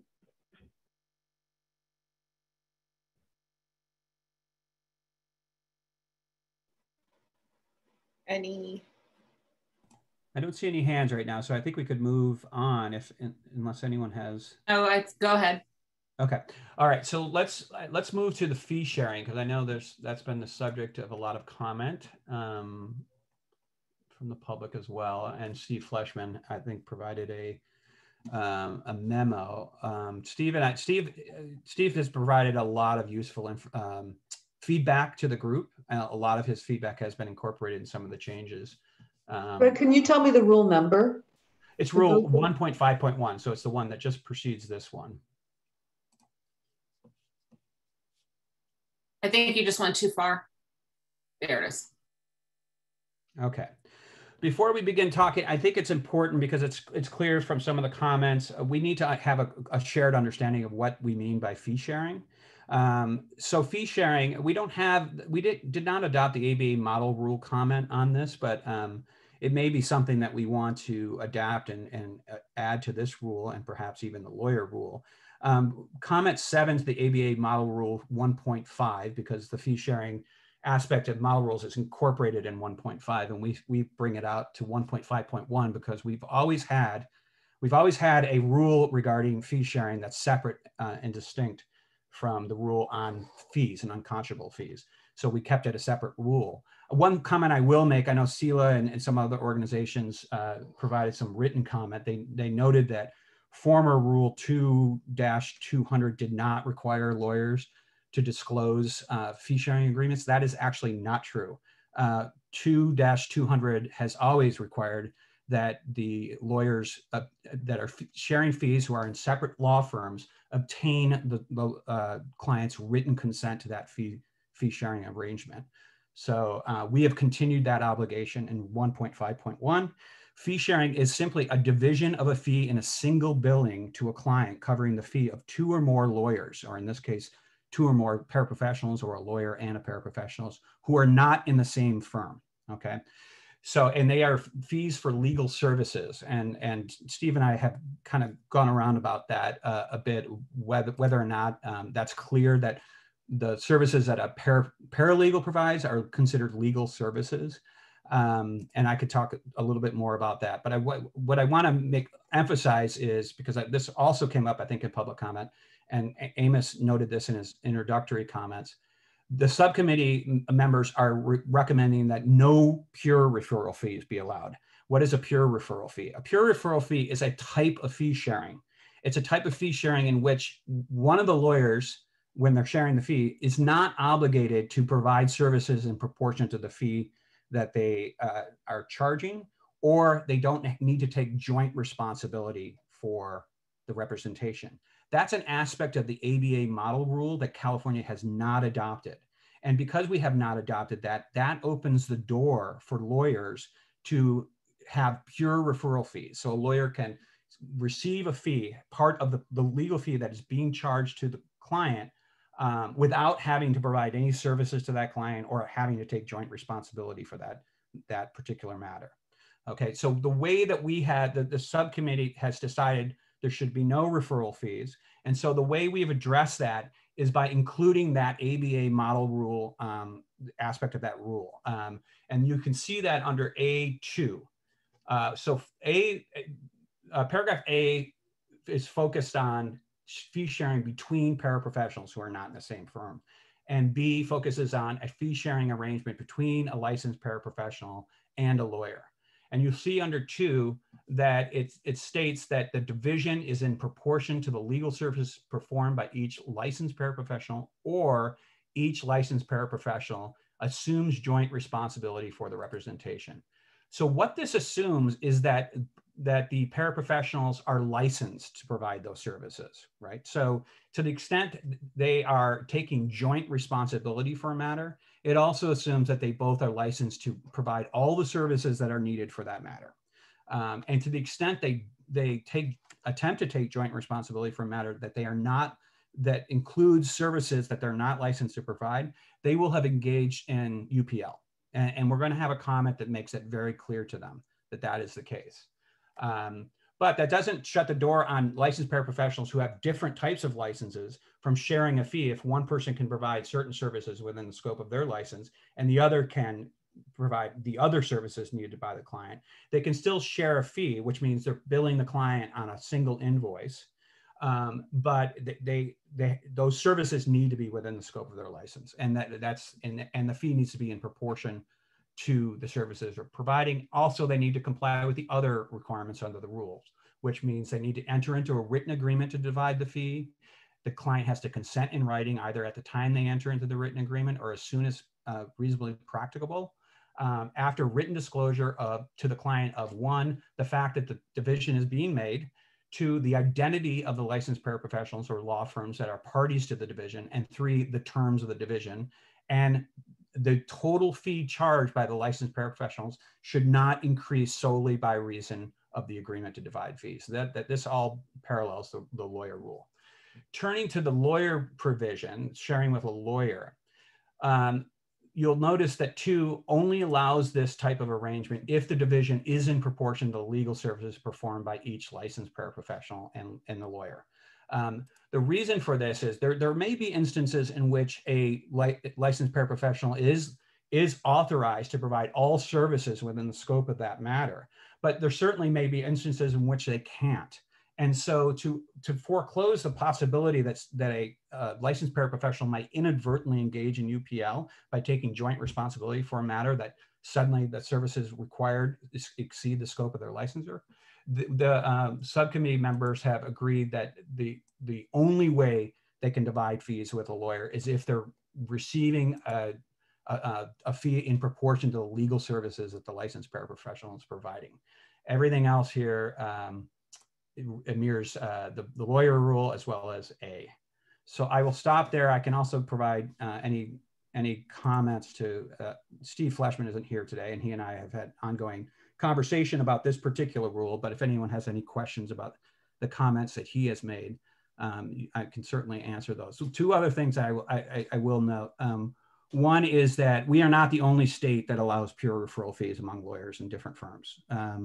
There are 12 other states, Connecticut, Delaware, Kansas, Maine, Massachusetts, Michigan, Nevada, New Hampshire, Oregon, Pennsylvania, Virginia, and West Virginia all allow it under their rules. And then 1 jurisdiction, Alabama, permits referral fees only in contingency fee cases.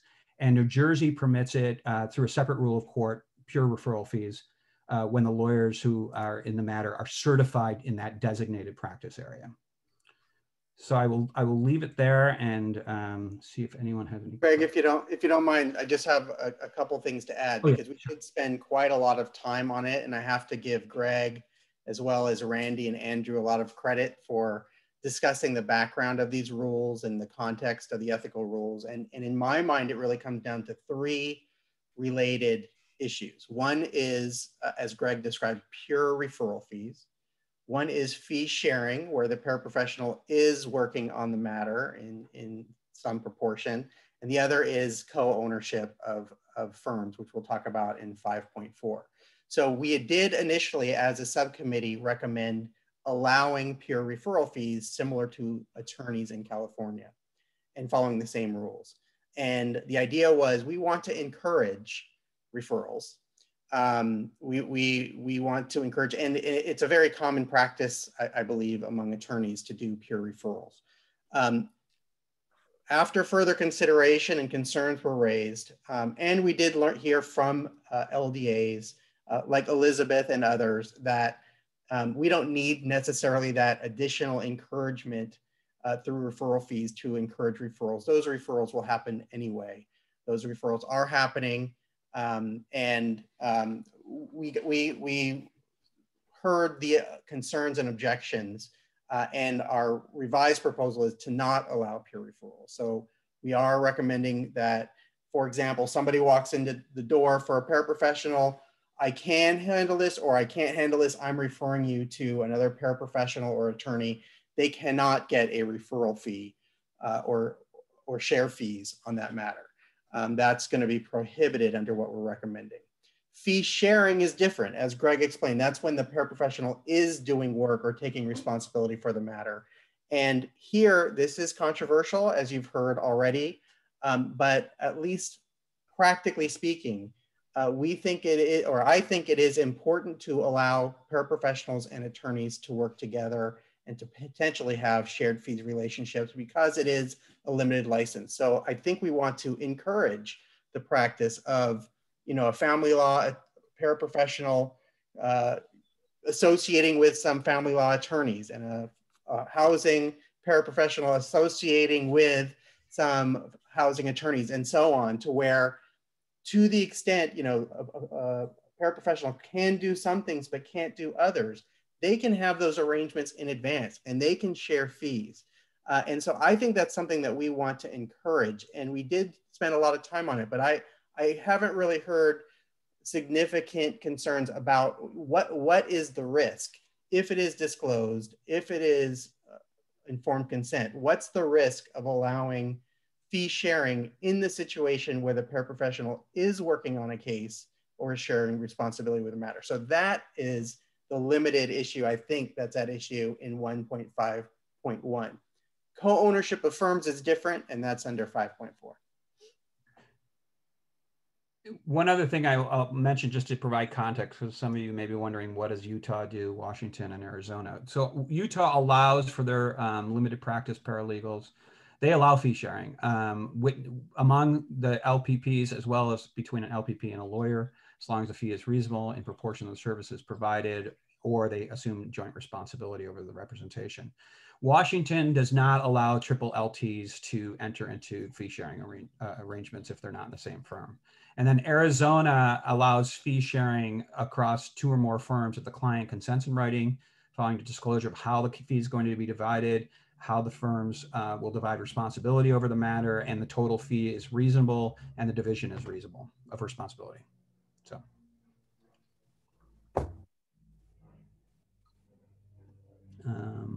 Do we have hands? Yep, we've got Carolyn. Okay. All right. There is no question in my mind. Carolyn? Oh, I'm unmuted, right? Yes, you are. Okay. I think you can see, Greg, and I am so impressed and absolutely in awe of your understanding of these issues. And I'm not going to even try and say that I am any close to what you and Amos and Fariba have done with this. However, what you just listed, Connecticut, Delaware, Kansas, Alabama, New Jersey, you went through 20 states. That is thousands of hours of deliberation by people who know far more than I about whether or not we go with California or we do all these other things. And we've always been the leaders in ethics. In California, our rules have been different than the model rules for decades. We had, people think they were better, and we resisted the ABA, and that's fine. The decision is made. But LACBA opinion, I just Googled some things. LACBA opinion 467. There's an Ohio case. I just Googled this, and these things came up to compare, contrast. Ohio, there's an Ohio case. There's legal, this is incendiary. I don't understand why we have to have any of this in our program. This absolutely will hot button issues, because this was discussed and decided in California already in 2018. In 2017, 2018, we've rejected this. So maybe I'm wrong. I don't know. Maybe I don't understand this enough. But didn't this get rejected, Greg, in our own rules? And now we're going back and changing everything? I just need to be clear on what you, first of all, I am not advocating for any policy position here.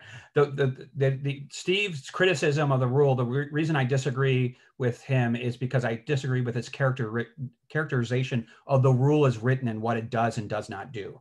But I am not advocating for any particular policy around fee sharing. And I want to make that clear, and the court has not passed on this issue whatsoever. But to your question, I just want to make sure I understand. Did we, because the court did consider its policy position, which it's been a long held policy position in California, to allow pure referral fees among lawyers.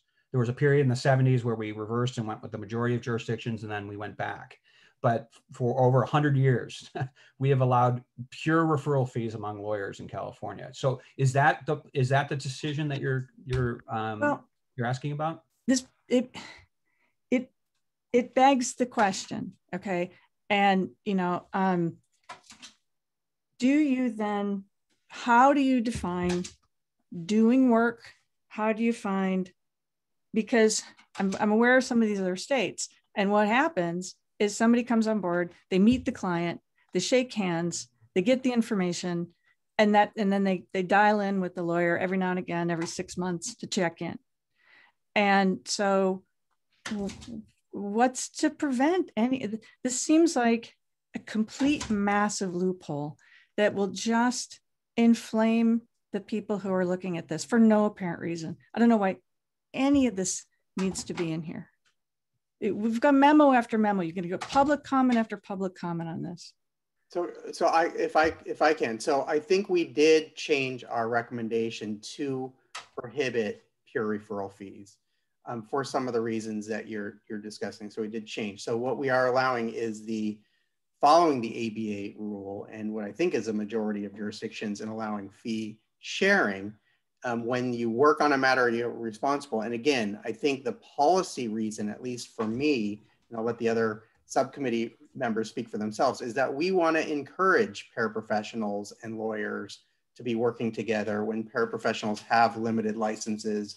And there are very predictable and foreseeable situations where, as was mentioned earlier, there will need to be a referral. Issues will go beyond the limited license.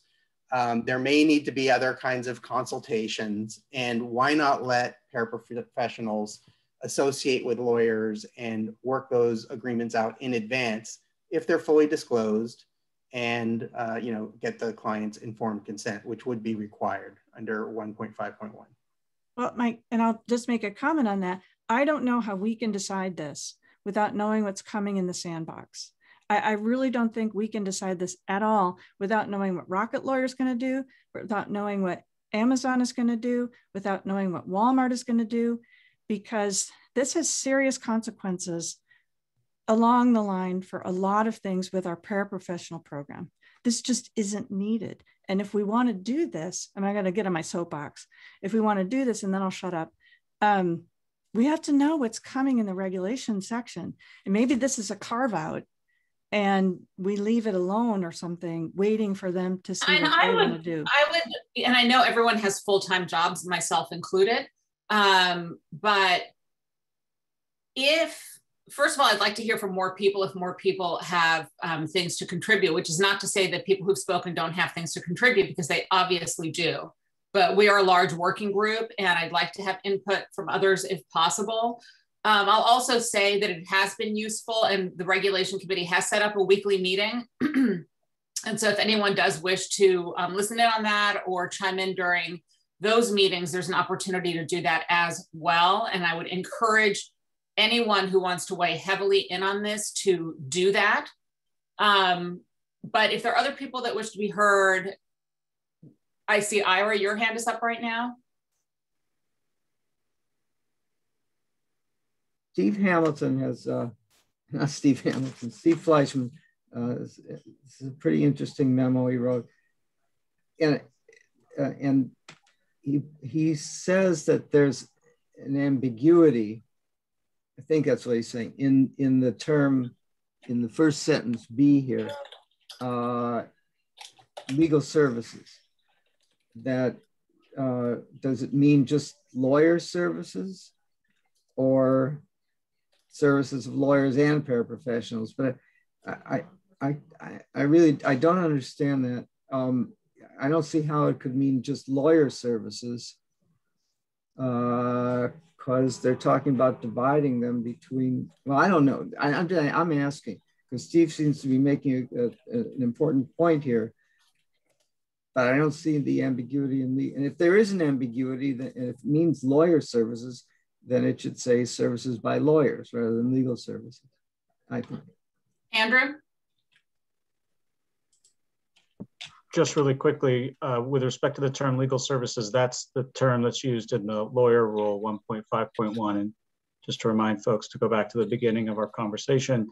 As I sat and observed the regulation subcommittee, their baseline is to start with the lawyer duties and the lawyer rules as the newly adopted, or the recently adopted rules set forth. And so the term legal services is not intended, in my observation of discussions, to mean anything different than how that term is applied with the law of lawyering and professional responsibility and legal ethics in California today. Oh, well, then that means, that does mean services by lawyers, doesn't it, Andrew? So again, going back to Greg's important caveat, A applies to sharing legal fees between licensed paraprofessionals, and B is sharing fees between a licensed paraprofessional and a lawyer who would be providing their professional services. So in this example, the legal paraprofessional will be providing their legal services that they're entitled and licensed to provide by whatever the program sets forth. And assuming that they're limited there, they would have the lawyer provide legal services for the services that the lawyer is entitled to provide. And the policy behind this rule, to go back to a little bit of what Carolyn was commenting on, is it is intended to be client protective, because when you come to retain a paraprofessional or a lawyer, the client knows who they're contracting with. But if that individual is going to consult with another lawyer or another paraprofessional, if we're talking about the example under A, the client should be informed as to who those persons are if it's someone outside the firm. And so you're only to engage in those types of co-counseling arrangements if you engage with all the consent and disclosure obligations that the rule sets forth. Well, Andrew, I think I'm asking something a lot more narrow.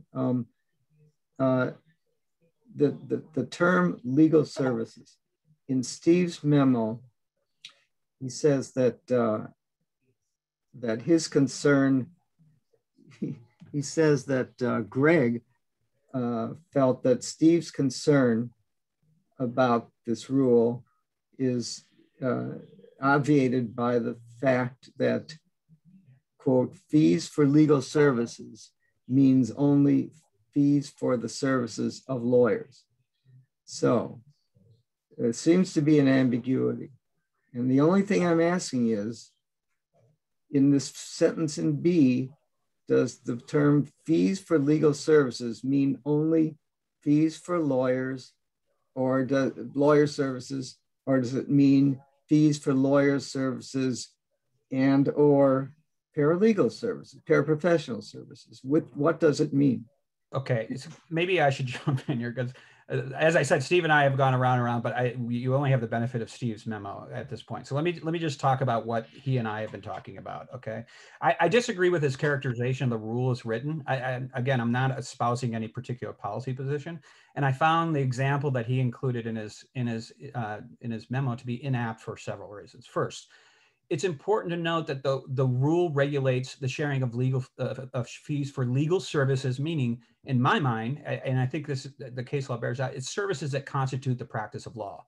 Paralegals are not authorized to engage in the practice of law. They are not authorized to provide legal services within the meaning of this definition without supervision. Paraprofessionals would be. Steve also contends that it's a technical reading of the rule and it will lead to immense litigation.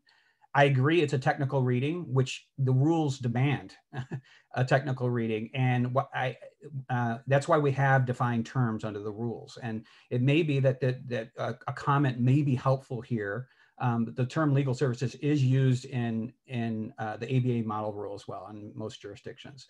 So, and I can't opine on whether or not there'll be immense litigation, but I'll make a few. And I'm going to jump in to say we really need to move along to the next one here. And so again, folks are welcome to join in and make comments when there are the weekly meetings or to communicate otherwise, but we have to move on to the next one. Okay.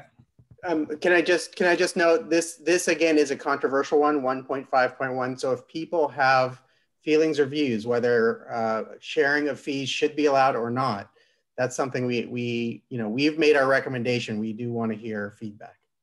Yes, and we've spent 2 hours on one particular rule, so right, we need to move on. Opportunity to provide comments. Let's move on to 5.4.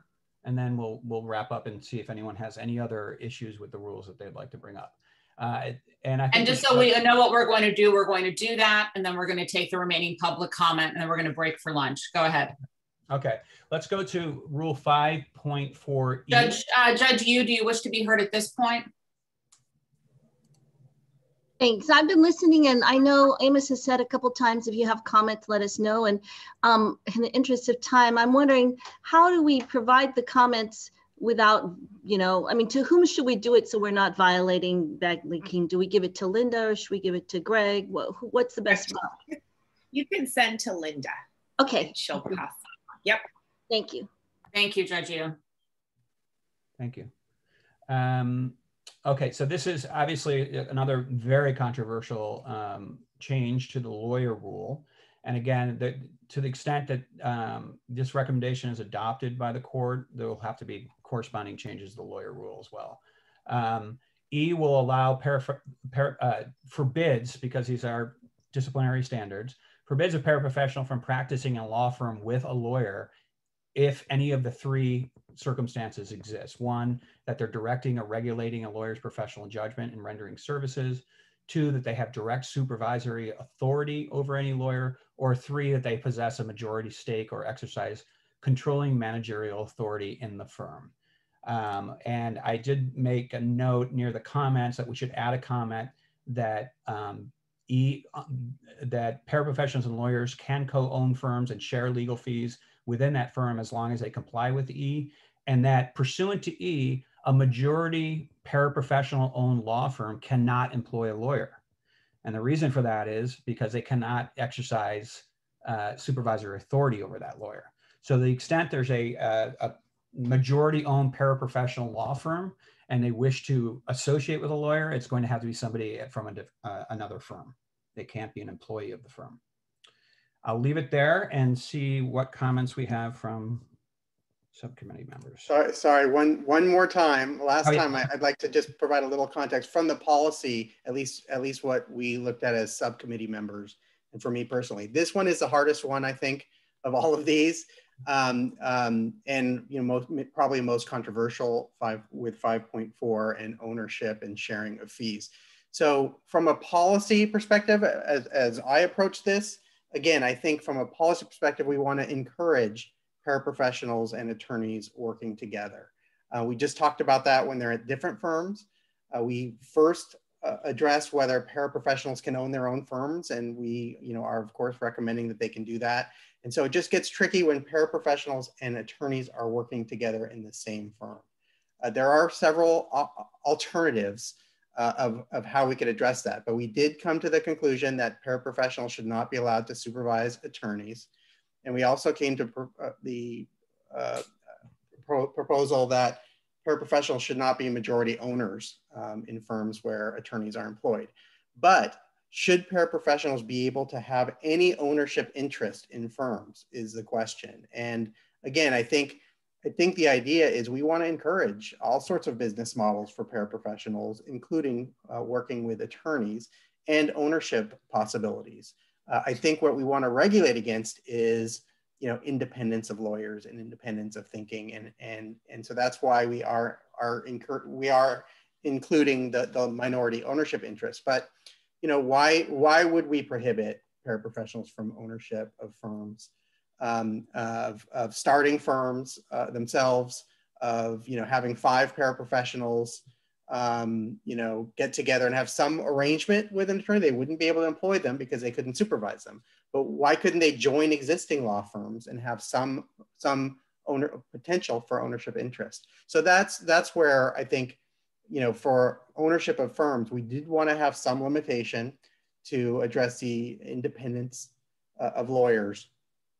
But these would be legal professionals with professional responsibilities. They would themselves owe duties and have independence obligations, and they would be subject to discipline. So for the people who have issues with this, I think what we need to hear is what is the concern that's being addressed, that's being raised, and how would it really impact clients or undermine independence of lawyers? Because that's what we haven't heard or haven't really been convinced that we need to prohibit all ownership of firms. That's my addition. And I just want to say that I totally agree with everything Amos just said. For me also, reading the comments, the letters, for that connection is missing between allowing joint ownership and what harm is going to cause clients. For example, a letter from Consumer Attorney Association of Los Angeles, part of it talks about the existing rule not allowing non-lawyer ownership or attorneys to own firms with non-lawyers. But these are not non-lawyers. These are legal professionals. We went over a lot of considerations in coming up with our recommendations, and that's why we limited it to 49%, because we didn't feel it's appropriate for a paraprofessional to supervise a lawyer.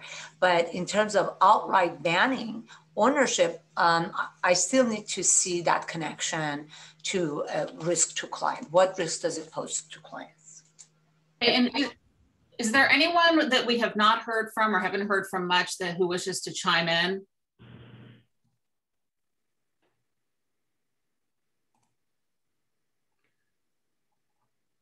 Okay, Carolyn? And I apologize for taking up the majority of people's time. No, anyone who wishes to be heard can absolutely be heard. Okay, I would really love to hear everyone in this committee say something about this. And perhaps as we move on to the next meeting and the next meeting, then maybe we've only just gotten these final proposals. So again, we don't need this. I mean, people can list, if we want to talk about these harms, Steve mentions 4 of them. People are always saying, oh, they use this medical analogy and how physician's assistants are good. Physician's assistants are supervised by doctors. And there's a pushback among the medical community to get rid of them because they're dangerous and they work for health insurance companies and provide services without doctors making doctors. Anyway, it's a big thing. This is going to be a lightning rod. You're going to hear all those reasons. This is just out. It's just new. You don't need this. Mom and pop paraprofessionals don't need this. They shouldn't need it, because what you're going to have happen, okay, again, well, 49% of ownership, you know who's going to do that? A CPA, Ernst & Young. Ernst & Young has a law firm in New York all set up and ready to go. You know, these are not theoretical. This needs to be postponed in its entirety until we see how this program, and we'll get into those details as we go. So this is going to drag the whole thing down. I don't get it. Why? Judge Yu? I've been refraining because of interest of time, and I'm really worried that we're getting bogged down, but Carolyn has asked for people to speak up. So I'm just going to say, I think I'm not speaking up because I largely support these recommendations. And I'm very persuaded by what Greg said in his response to Steve Fleischman's memo. And I have had the time to read everything. So I'm not sure that we necessarily need all this extra time. I'm super busy, but I've made the time to do it. And I support the recommendations by and large. And so if I have any issues, I will let Linda know. But I just wanted to say that so that hopefully Carolyn can be assuaged, that people are speaking up, and hopefully we can move forward. And I'm willing to listen. I'm willing to listen. I will listen and I'll digest everything. I promise. I vow that. Stephen Hamilton. To accommodate Carolyn's request, I'm not speaking up and didn't intend to because I'm opposed to these provisions, but I don't feel that I'm a skilled enough advocate to change the mind of anybody who's in favor of them. And I'm going to express my opinion through my vote. Okay. All right, I'm not seeing any more hands. The only other issue, Greg, I wonder if we want to just briefly touch on the contingency fee cap amount. Sure. Yeah. And one last thing I will, before we move off of 5.4, I neglected to include is because I think it's important to know what the other states are doing. All Washington, Arizona, and Utah all do allow co-ownership with their licensed paraprofessional. It's called differently. The profession's called differently in each state, but Washington does have the same guardrails that the subcommittee is recommending, that there's no supervisory authority over attorneys, and that the LLTs not own a majority stake. Arizona, of course, has abrogated Rule 5.4 entirely, so anything goes in Arizona. And Utah allows co-ownership with anyone who is a lawyer or a limited license paralegal. I think that's what they call them there.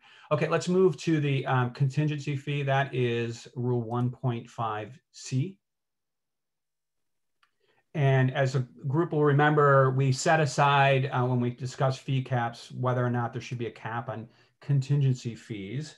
Again, for context, there are no contingency fees allowed in Utah or in Washington for their version of the licensed paraprofessional. And Arizona has no ban on contingency fees except in domestic relations and criminal matters, which is consistent with what we've talked about. The group has decided, after some discussion, to set a cap for contingency fees that a licensed paraprofessional can charge at 33.33%, with the understanding that this seems to be somewhat of an industry standard. And I will let the group talk to that, and then they can take questions. I see one hand. Julia, go ahead. I just wanted to say that I hope when these do come as proposed resolutions, we take each rule separately, so that if someone wants to vote against any particular provision, that will not cause us to deny the rest, since you've done so much work. I just want to make sure that I said that. Thank you. Thank you. Well, one thing we can do that we did with the Rules Revision Commission as we move through the process is it really will be incumbent upon the committee members to identify any rules that they would like to take a separate vote on. I mean, they're the obvious ones, which are new rules that are different from the rules that apply to lawyers that we probably should take separate votes on, but we certainly don't want to take 72 votes. Okay, I don't see any other hands. Okay. And Greg, was there, or Amos, was there anything else that you wanted to highlight for kind of more for the informative discussion today? No, the only thing I would do is really encourage everyone. I know it takes time and everyone has day jobs, me included, but if you can take the time to go through this full set of rules and identify any issues that stand out for you. These are the issues. Do we have a non-redlined version of this that can be circulated? We should do that. That's yeah, because I mean, for my own, like I do this all the time with my own opinions, you know, like having a clean version is very helpful for purposes of review, along with having the redlined version. Mm-hmm. I agree. We should do that. So I don't know, Linda or who, but yeah, so that's my request of the group, is that we get a clean version circulated, you know, sooner rather than later to the entire committee, to the entire working group. And I'll just add, I agree with Greg. You know, what we've done here is we've highlighted the ones that the new rules, or the ones where we've spent most time on, or maybe the most controversial, but there are a number of rules because it's all of the attorney rules that we've basically gone through. So I hope people are able to spend some time. So Linda, once we have a clean version that you can send to the working group, if you could please, along with sending the clean version, send the list of upcoming meetings for the regulations subcommittee. Okay, I will do that. Okay. All right. Thank you.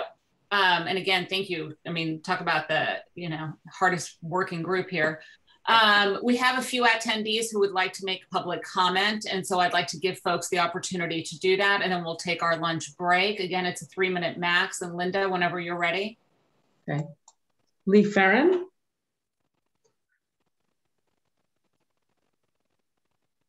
Good afternoon. Thank you. Thank you for the opportunity to comment. I know you guys have a lot to cover today. I'm going to focus my remarks on the name of the program. We appreciate that the committee consulted with an expert in brand development. While our opinions here are based out of our experience, we're certainly not experts in program naming, and we'd encourage the committee to continue to rely on experts to determine the name. We believe that the name should include the term limited so that the program is clear on its face that the services provided are limited in some way. We believe the word certified is misleading and also inaccurate. From our understanding, there's no certification being obtained by the new class of licensees. If a qualifying term is included, licensed would be preferred. The proposal we preferred was limited legal advocate. In response to a prior comment about not including limited in the name, I think that the licensees may actually prefer, or there may be a benefit to having limited in their name, because it does help with managing client expectations from the beginning. And as we see, one of the biggest sources of client disputes is when the client expectations do not match up with the services being provided. So if the client is aware upfront that the new licensee's services are limited, it could set the stage for a better client relationship. No matter what the name is, though, we encourage the working group to consider all the ways in which the name could be misused, particularly in translation. A prime example is the issue with notario, which can mean attorney in some countries and has led to rampant fraud and harm to Californians. At our legal services organization, more than half of our clients primarily speak a language other than English. I would expect that a similarly large percentage of the population intended to be targeted by the new licensees would also primarily speak a language other than English. So we believe that the working group should consider the translation of the name into other languages, particularly the primary identified languages in California, Spanish, Vietnamese, Tagalog, Korean, and Chinese, to ensure that the name of the program will be appropriately understood and not misused in languages other than English. Lastly, preventing fraud by non-licensees using the licensee's name to mislead and defraud is particularly important when thinking of a name. Even though it's unlawful under Business and Professions Code 6159.52, legal services organizations regularly see problems with organizations that use the term legal aid in their name. We suggest adding a section in the Business and Professions Code that would prohibit organizations that are not licensed from using the new licensee's name or confusingly similar name to whatever name is chosen. Ensuring that there's a private right of action to enforce this provision will also be particularly important. Thank you so much for your time.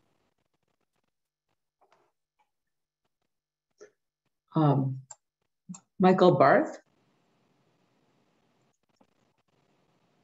Hello, thank you for the opportunity to provide comment. My name is Michael Barth, staff attorney with Public Counsel. First of all, I'd just like to introduce these statements by saying that we're overall conflicted with the paraprofessional program because we do believe the underlying premise to be flawed, but we are compelled to provide these comments to make sure that robust consumer protections are implemented in any program developed. On the topic of disclosures, which was touched on, we do believe mandated disclosures for paraprofessionals are essential with informed written consent. All paraprofessionals should be required to make written and verbal disclosures in the primary language of the client. First, that they are not an attorney. I think we can all agree on that one. There may be free resources that are available to low-income individuals and to provide accurate contact information for those legal services. If the outcome is not satisfactory, California law may prevent the client from obtaining relief in the court because the paraprofessional is not an attorney. Paraprofessionals are not able to litigate in federal court. The client would have to effectively waive federal claims. For example, with consumer and housing cases, certainly people should know that by working with a paraprofessional, they would be left without assistance if the case gets removed to federal court. And then for specific subject matters, there need to be additional disclosures. Experts within each field of law should certainly be consulted to develop additional disclosures relevant to specific subject matters. All this being said, requiring specific disclosures or informed written consent will only do so much, as clients may not understand the impact of waiving a particular right or because they feel pressured by the urgency of their situation. Some closing thoughts, just some additional concerns we have with discipline and oversight. We're concerned that there will be significant pressure placed upon the state bar by adding this new responsibility to respond to complaints or oversee disciplinary action. It's not entirely clear which agency will have the primary responsibility for discipline and enforcement of this new class. Inevitably, it seems that some will fall in the state bar's current discipline system, some will fall in local law enforcement. No matter where the responsibility lies, there are substantial capacity issues at all levels. And the current issues with attorneys and non-attorneys are not being adequately addressed, if at all. Adding a new class of legal professionals to regulate and discipline while the state bar and local agencies are already unable to address current needs creates substantial 30 risk. seconds remaining. Thank you. Those are all my remarks. Thank you for this opportunity. Jeannie Harrison. Hi, can you hear me? Yes. Okay. I'm Jeannie Harrison. I'm president of Consumer Attorneys Association of Los Angeles, and I do plaintiffs' employment law. I've participated in and been at most of your meetings and subcommittee meetings and have testified numerous times over the past year. So you've heard me explain before that I personally represent teachers, firefighters, wait staff, bus drivers, janitors, and others who work for minimum wages. I do so on a contingency basis. It does not cost them anything. Approximately 40% of Superior Court dockets are contingency cases. Contrary to Mr. Gordon's statements, which he made this morning, I wasn't able to respond to, but I thought it was very important to clear up the record on those points. These are not people who lack the ability to get superior representation. In fact, these are incredibly competitive fields with outstanding lawyers representing these individuals. In addition, number one of your subsections regarding supervision, it says that a paraprofessional should not directly supervise, nor should a paraprofessional indirectly supervise. The lack of the word indirect suggests that indirect supervision is okay, and I don't think it should be at all. One of the questions was, how will this influence, how will paraprofessional co-ownership influence lawyers, and how could this potentially be a harm to the public? Well, what if the paraprofessional is the money behind the firm? Just because they only own 49% of the firm doesn't mean that they don't have an outsized influence. And for those who have never practiced law in a partnership, you perhaps lack that perspective, which is totally understandable. But in a partnership, just because a person owns 49% doesn't mean that they don't potentially control the outcome of what happens and doesn't happen. Capping is illegal for very good reason, because cappers prey upon the vulnerable. Allowing contingency fees, even including the anti-competitive capped 1/3 30 seconds remaining that you've included in the proposed rule, allowing paraprofessionals to own a percentage of law firms and sharing fees with lawyers outside of their area of licensure, or sharing fees at all with non-paraprofessionals and sharing fees with other professionals, frankly, it's just a roadmap to another capping practice. California prides itself on being more protective of consumers. So the lowest bar or the lowest common denominator in other states should not be our standard. This is the state bar, and the obligation is to protect consumers to the highest possibility and to the highest potential, not the lowest, which is the lowest that is being proposed. So of course, as mentioned before, thank you. And our written comment, we oppose. Thank you. Danny Abir. Hi, can you hear me? Yes. Thank you for the opportunity to speak. I want Ms. Harrison basically said a lot of the things I was going to say. I'm a consumer lawyer who started his practice in the Big Four, with the Big Four, now the Big Four accounting firms, which I believe would stand to benefit the most out of a non-attorney ownership of law firms, even at 49%. And now I'm a consumer attorney. The comment that clients are in California, residents in California, have to work for 2.5 days to afford a consumer lawyer is just false. Nothing true about it. Over 90% of our clients, their income is under $50,000, and over 90% of consumer lawyers do all their work on contingency. So I don't understand how that basically creates an access to justice problem. Also, we talk about a notice requirement for paraprofessionals so that a client understands that the person is not an attorney. If you're putting them on the same bar, if you're allowing them to co-own a law firm with a lawyer, you're doing that with someone that you on its face saying that is not a lawyer and is not does not have the same capabilities as a lawyer. That's going to damage law and the practice of law and what is being provided, the services being provided to consumers and the clients. Thank you.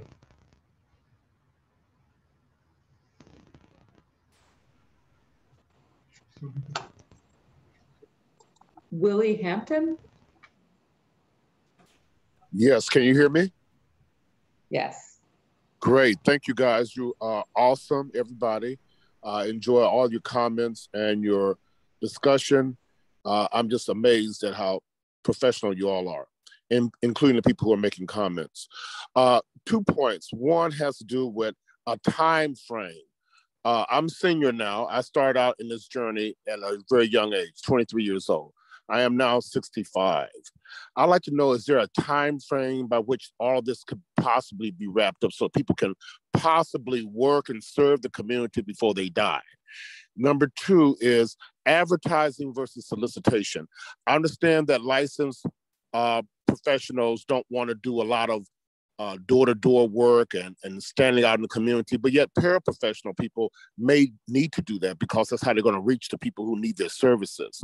So I would like some type of lead on advertising versus solicitation for paraprofessionals who are not licensed in the union, monopoly, the bar.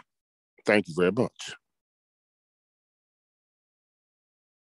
Leah, can I ask you to jump in for just 1 second in response to Mr. Hampton, if you could just do a quick refresher on, given the legislative cycles, what we realistically think is the earliest time that this would be a live program, phase 1? Sure.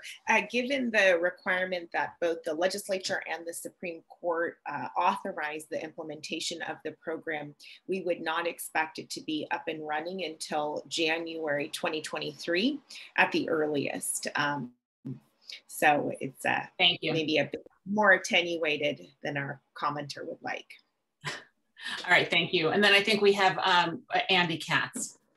Good afternoon, working group. I'm Andy Katz. I'm a plaintiff's employment and consumer attorney in the Bay Area. I agree with Jeannie Harrison, and we'll jump right into 1.5.1 and 5.4. Regarding 1.5.1, the biggest risk for fee splitting is if this is a backdoor introduction of corporate practice of law. Without that coordination with the sandbox process, paraprofessionals could be acting as agents or licensees of non-lawyer investment funding, and this is an unaddressed risk in this system. If 1.5.1a is also intended to apply to fee splitting among paraprofessional and a lawyer, I would also say this needs to be rethought and rewritten. Like what Mr. Spiro was describing, this could appear to be written as if it only applied from paraprofessional to paraprofessional, but it's written too ambiguously if it's intended to incorporate lawyers, and I would urge that it should not apply to lawyers. Moving on to 5.4, even if you accept limited fee sharing between disinterested professionals and paraprofessionals as ethical, this runs in contradiction to allowing paraprofessionals to take an ownership stake in a law firm. The committee recommendation specifically ruled out true referral fees, and ownership could be a backdoor into those same concerns. As to the policy interest of facilitating cooperation between paraprofessionals and attorneys, this is unnecessary to facilitate cooperation. Under the existing CRPC 5.4A3, lawyers may already include their employees in compensation, profit sharing, or retirement plans that are based in whole or in part of profits derived from their practice, provided these plans do not circumvent the rules or State Bar Act. So as a lawyer employing a paralegal, I can currently establish a compensation program for paralegal employees that complies with this rule and does allow for collaboration with prospective paralegals without resorting to co-ownership and the ethical conflicts of interest that could be associated with that. So the risk, I know we've heard about questions about the risk. It's that paraprofessional decision-making about a firm that extends beyond their license. So I'm not allowed to co-own a medical practice and make decisions about how the co-owning doctor practices medicine even though I work in some practice areas adjacent to health law. The minority ownership stake component is illusory to prevent decision-making. 30 seconds remaining. About a paraprofessional making decisions about matters that extend beyond their license. So I strongly urge the working group to drop 5.4 and to not allow co-ownership. But I do think that looking at ways that lawyers and paraprofessionals work together on a practical basis within law firms does make sense, but I don't think that this ownership model is a reasonable approach due to the ethical complications. Thank you. Thank you very much. I do not see any additional hands, correct, Linda? That's correct. All right, so let's take our break and resume at 1:10. I'll see you all then.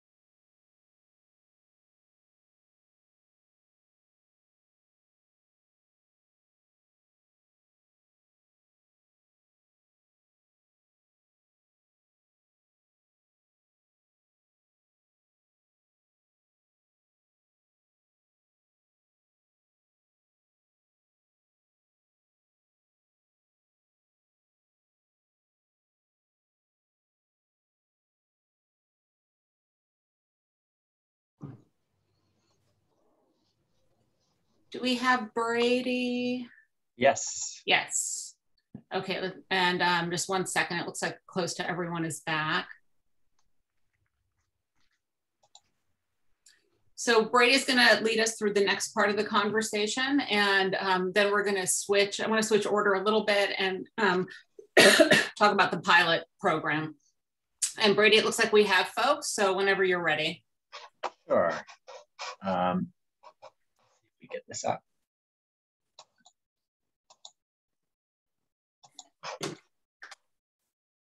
I seem to have frozen. Can people hear me? I can hear you. I can hear you.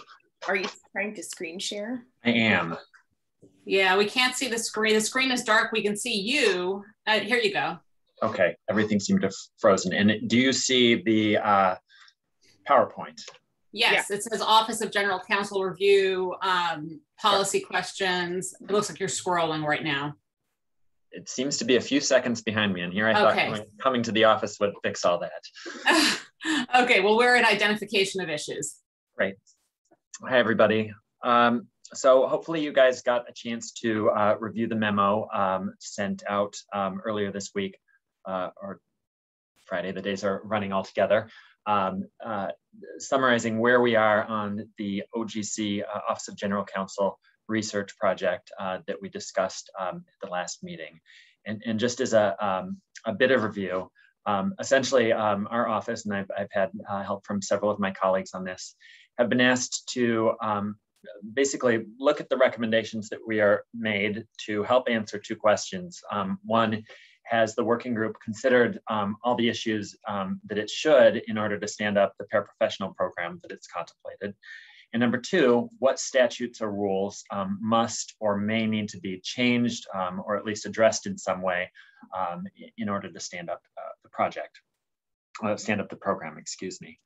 And essentially, what that entailed was looking both in the Business and Professions Code and the rules of court and the state bar rules at the attorney provisions in all the areas we're looking at, regulation, licensing, discipline, and also looking at areas of statute that govern how attorneys do their jobs. Principally so far, the Code of Civil Procedure, Evidence Code, and State Bar Act. We will also be looking at some provisions of the Civil Code and Family Code for the family area as we move forward and complete this work. So far, we've completed the bulk of this and have both identified in this monstrous 91-page PDF that was shared with all of you, the rules and statutes that either don't need to be changed, either because they're beyond the scope of the paraprofessional program, touch on areas where paraprofessionals won't be working, or that will need to be changed, but it's a mechanical change. And that was a lot of the Code of Civil Procedure sections that we cited. Those are things like the provisions that say a party or their attorney needs to be notified, served.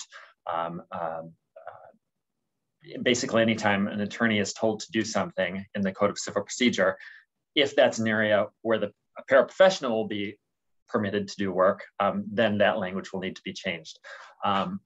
It just will need to be, otherwise the paraprofessional can't do the work that we're recommending that they be able to do. That will hopefully, it'll ultimately be up to the legislature, but we will identify those statutes for them. And hopefully, rather than adding language to hundreds of statutory sites, perhaps in the implementing legislation for the program, we can have some language that, all references in the civil code to deadlines, service, notice, etc., to attorney shall be interpreted as including paraprofessionals performing work authorized under this program, something like that. So all that is in the bookmarked attachment A to the memo, as well as what I want to go through today, the 15 or so open issues that we identified where we think that the working group either definitely should make a recommendation of some sort, or at least should consider whether it wants to make a statement or recommendation. So I will briefly go through those. We're not asking for any action from you today, because these have not been presented to the relevant committees, subcommittees yet. They will be over the next month or two, so we will be coming back to you with their recommendations in July and August. Any questions about sort of the background and what we've been doing before I move on to just to discuss the open issues? I just wanted to sort of augment your last comment, Brady, that these will be going to the relevant subcommittees for further build out, but any feedback the working group has to provide today would be useful and benefit the subcommittees in their deliberations. The other point that I would make, if some of you are eagle eyes, as you look at the bookmarks or the headings that we have attorney regulation, attorney admissions. We don't have discipline. There were a much smaller number of concrete issues raised for the discipline committee, and those sort of have just taken a separate track. So we will be coming back to you with a few recommendations and modifications based on discipline, including my colleague who's working on that will be presenting to the discipline subcommittee and then to the working group a draft standards for discipline, which is basically the sentencing guidelines for paraprofessionals. So that will be part of our work as well.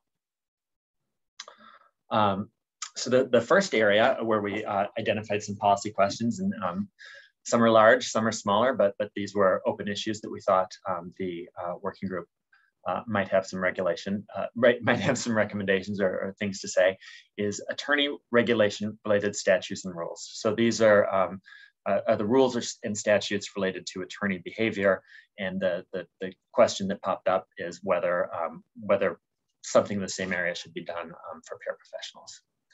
So item number one is whether, excuse me, this is not, I thought I was starting with State Bar Act provisions regarding attorney duties. So this is attorney regulation related sections of the State Bar Act and State Bar and Court rules. So number one is, should paraprofessionals be required to open IOLTA accounts for client funds? The IOLTA program is set forth in Business and Professions Code sections 6210 through 6228. And they're related State Bar rules 2.100 through 2.118. Essentially, I think you're probably all somewhat familiar with this, but attorneys who hold client funds in trust are required to open an IOLTA account and to place funds in those accounts if the funds are either so small in value or are going to be kept for such a short amount of time that it would be administratively and economically inefficient to basically segregate the interest on those funds and give them to the client. So in those cases, client funds are put into an IOLTA account. The interest is pooled and it is paid not to the lawyer, not to the client, but to the State Bar's Legal Services Trust Fund, which then distributes those funds for legal services for the indigent. State Bar, from those and other sources, distributes anywhere from $50 to $100 million, depending on the year, and is a hugely important source of funding for legal aid throughout the state. And our recommendation would be that paraprofessionals who are holding client funds in trust should be subject to IOLTA. That would treat client funds held in trust by paraprofessionals just like funds held by attorneys, and would promote access to justice. We staff do not see a reason for excluding them from the program. Do you think it makes sense for me to go through each group first before stopping for questions? Yeah, I mean, maybe we should take IOLTA and then the rest relate to the MCLE credit by topic area, just to see if any working group members have a reaction to the staff recommendation. Sure. On the IOLTA account. I'll group them sort of topic by topic. Yeah. Doesn't look like it. And then the next set for attorney regulation related statutes and rules are several State Bar rules pertaining to the MCLE program. And essentially what we did here is we looked at the recommendations that were already made by the working group in the regulation subcommittee pertaining to MCLE for paraprofessionals, looked at the attorney rules, and basically asked if there are any unanswered questions by the recommendations that are made so far. And those four, I believe, are first, should paraprofessionals receive MCLA credit for speaking engagements, as attorneys do? Depending on, they are allowed to receive, I believe, up to 4 times credit, depending on whether it's their first time making the speech or a subsequent time. Should paraprofessionals receive MCLA credit for teaching, like attorneys are under State Bar Rule 2.82? The third in that area is, should paraprofessionals be able to seek credit for unapproved MCLA activities? That's State Bar Rule 2.86. On all of these, staff's recommendation was that it should be considered. There are, our baseline has been, at times at least, to treat paraprofessionals the same as attorneys, and adopting, parallel rules would do so, and it would, as it does for attorneys, encourage speaking by paraprofessionals, encourage teaching by paraprofessionals. But adopting these regulations could have an administrative burden and could also result in less tight control by the State Bar over, what exactly paraprofessionals are getting through their MCLA.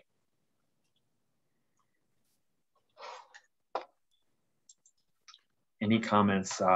Looks like we've got some hands. Does somebody else want to call them out, or shall I? Why don't you go ahead? Sure, let's start with Julia. Thank you, Brady. So what I wanted to raise was that the licensing committee, who has set up the framework for the required education, has contemplated that since paraprofessionals don't yet exist, that the only instructors that would be allowed would be attorneys. So at this point, I am not in agreement with point number 3. I think that it's going to take some time for the paraprofessional to rise to a standard that they should be teaching advocacy, court procedure, and these different subjects that are envisioned in what was approved as the licensing curriculum, required curriculum. So that's what I wanted to raise. Thank you. Is there a distinction there, though, between the licensing curriculum and sort of the continuing education? Well, we haven't really talked about the continuing education, and so I'm fine with the MCLE, and once that's developed, that can be addressed. But in terms of teaching, right now, we are not allowing paralegals or any non-attorney to teach the substantive legal courses. We're aware that there's a limited, if you know, we do get the final approval of the one aspect that Judge, you wanted us to include, which was trauma-informed care. That's going to be, you know, perhaps we only are aware of one instructor at this point who's doing it out of LA. But in terms of teaching, we do not at this point want a new paraprofessional teaching how to be a paraprofessional. Can I just jump in and say that I've mentioned before, there are a lot of judges teaching on trauma-informed care and would be happy to pop in and do that, or film a segment that might be helpful. That's very helpful to know, Judge Hughes, thank you. But so then what I'd say is, because we've got to get these, we've got to make it desirable that attorneys are going to want to teach in this program and develop this curriculum. I think that I would, as an attorney, be disappointed if I am developing curriculum and then it's going to be handed over to a paraprofessional if I want to be the instructor of that work. So Julia, these rules relate only to mandatory continuing education, not to the licensure program. And the regulation subcommittee did develop a recommendation that the working group adopted on what those hour requirements would be. So I think that's why Brady was asking if there was a distinction, but I envision teaching different than a speaking engagement. I'm fine with the speaking engagement, but for me, teaching is different. I don't know what kind of teaching then you're talking about. Okay. Do you want to respond to that, Brady, or just move on? Well, you know, I went to look, so speaking, I went to look and for everybody looking at the PDF, there's a statutory and rule sites for open issues tab on the bookmarks that does have all of these rules. It appears that, at least under the state bar rules for attorneys, that teaching MCLE actually counts as speaking. And then the 2.82 is for attorneys to claim participatory MCLE credit for teaching a law school course. So it might be that the way to thread the needle here to address Julia's concerns is that we say, you know, paraprofessionals can get MCLE credit for teaching, whether that's, you know, speaking at an event or teaching an MCLE for other paraprofessionals, but not adopt a rule that allows them to claim credit for teaching the initial licensing education requirements. Well, the other thing I'd point out is, you know, I've been teaching in a paralegal program approved by the ABA for almost 20 years. I don't even get MCLE credit for teaching. So it's really the only people who get MCLE for attorneys for teaching are those who teach in law school. It's a very, you know, I'd love to have all my MCLE credits for all my teaching, but I don't get it. Great. So I think this is useful because I think it gives us a way to think of maybe the teaching and speaking differently. Yes. I mean, I think that there's a fundamental difference. Thank you. Kim? I just wanted to speak to the last one, which is the state bar rule, the 2.86. And maybe if someone could give me some examples of things that are outside, because to me, it seems like if we set a robust set of activities that would be provided and that can be used for MCLE, anything outside of that should just not be authorized. It seems like a lot of work for staff to have to go through and review something and what is required to be sent in. So for me, I just, when I saw this, when I was reading about it, it just didn't seem to me something that we should be promoting. If we have a good set of activities that can be accepted, that was just my opinion. Yeah, correct me if I'm wrong, and maybe we'd need some staff experts on this, but as I understand the rule, it's for programs that haven't been, because generally MCLA providers will get their programs actively approved by the state bar. And so this is for programs that meet the standards, but that haven't been approved. So for an attendee to say, oh, I went to this speech, wasn't registered as an MCLA, but look, it meets all of your standards. Right. It's like a one. But like you say, it is some extra work. Yeah.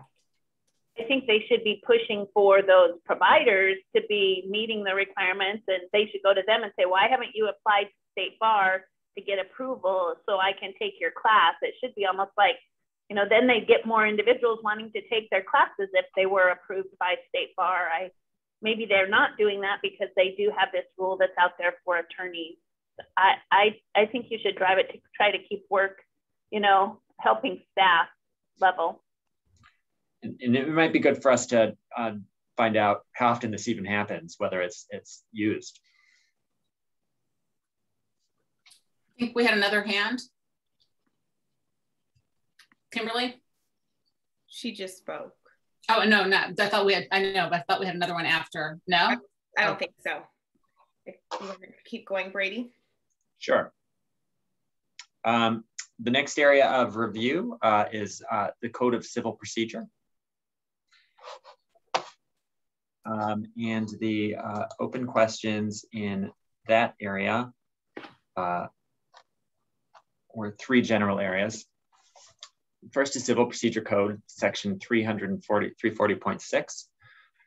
That establishes a 1-year statute of limitations for claims against an attorney for a wrongful act or omission.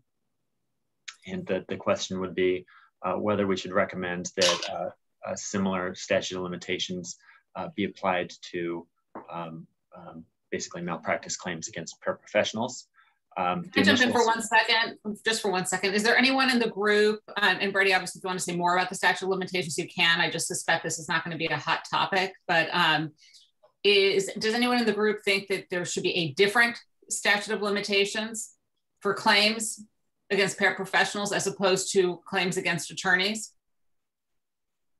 I don't see any hands. So I think you can move on to 2 and 3 where we do want to get some input.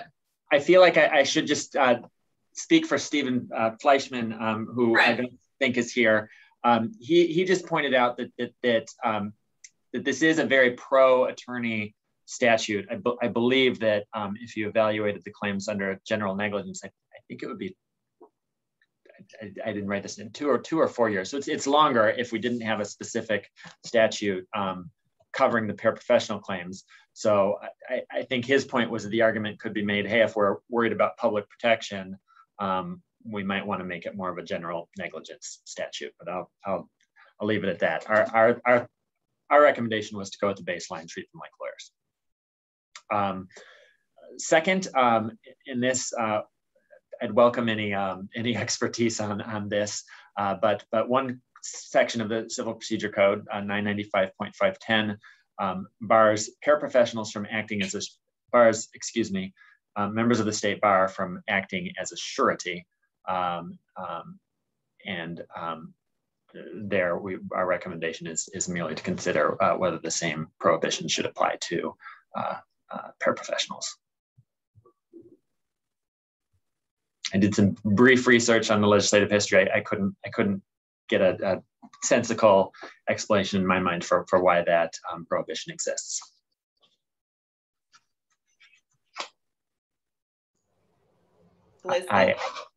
Elizabeth? I just had a quick question. If you could explain the surety.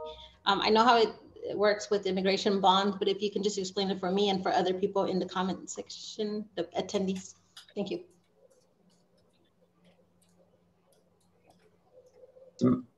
My understanding is that in criminal law, at least, it's basically somebody who stands up and says, you know, I'll be responsible if my client doesn't do X. And so, so the rationale, and it might have something to do with not getting that entwined with your client. but we can look into it more with the regulation subcommittee. Doesn't sound like anybody has a strong opinion one way or the other, at least at the outset. Thank you. And the last area from the Code of Civil Procedure is the attorney work product doctrine that's set forth in Code of Civil Procedure, section 2018.010 through 2018.080. For the non-lawyers, essentially the attorney work product doctrine protects either absolutely or gives qualified protection to an attorney's work product from discovery, primarily by the other side in litigation. So if the attorney writes a memo that sets forth his thoughts on the litigation, that is his notes about litigation or any representation. Those are protected because we don't want to give other parties the benefit of his thought and his work. And our staff recommendation is to allow paraprofessionals who are engaged in authorized practice of law work the same protection to the same extent. The rationale applies the same to them. If they're doing work, the other side shouldn't be entitled to it. And if you had a situation where they weren't entitled to the protection of the work product doctrine, you could have a real imbalance to the detriment of parties who are represented by paraprofessionals, because a party who is represented by an attorney, that attorney's work would be protected from disclosure, whereas the client represented by a paraprofessional, they might have to have their attorney's notes and thoughts and documents turned over to the other side, which could give them an unfair advantage. That's our initial staff recommendation. Any comments or disagreement with the staff recommendation? Okay, keep going. Moving on, similar in the evidence code. Evidence codes, many sections of the evidence code reference attorneys or lawyers, actually the word that's used in the evidence code for the lawyer-client privilege, cited in evidence code 912C, 917, and 950 through 962. Basically, the policy question is, should the lawyer-client privilege explicitly protect confidential communications between clients and paraprofessionals to the same extent as client communications with attorneys?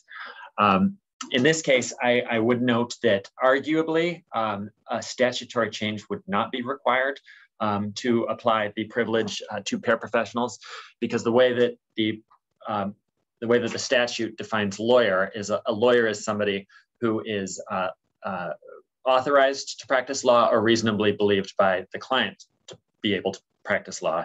And at least the way we're envisioning the paraprofessional program is that paraprofessionals will be engaged in practice of law activities. However, it would be advisable, if we're in agreement, to at least highlight this issue for the legislature and recommend that it be made explicit. The reason for that recommendation is that the principles underlying lawyer-client privilege apply the same to a paraprofessional who's practicing law as to a lawyer who's practicing law. A client should have the privilege and be encouraged to make full disclosures to whomever they're seeking legal services from, whether it be a lawyer and a paraprofessional. And I think that there's also a public protection aspect here, because explicitly extending the privilege would encourage full disclosure by clients, which would in turn not only promote them getting quality legal services, but allow paraprofessionals to understand and know all the facts, so that, if a client's problems require more than a paraprofessional, require referral to an attorney, that's disclosed, and the paraprofessional has all the facts necessary to make that referral. I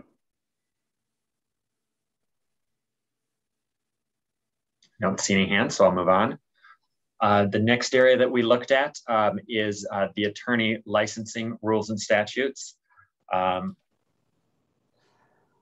In this one, sort of similar to the MCLA, we might,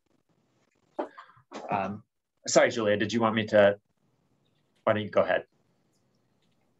Yeah, so before I just want to remind everybody what we've approved thus far. What we've approved thus far is the work of the licensing committee, and that there are certain requirements for academic study as well as experiential.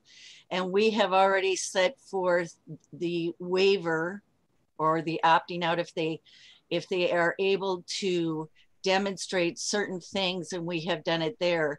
So I would ask that there not be an additional rule that conflicts with any of those things that we have already agreed to.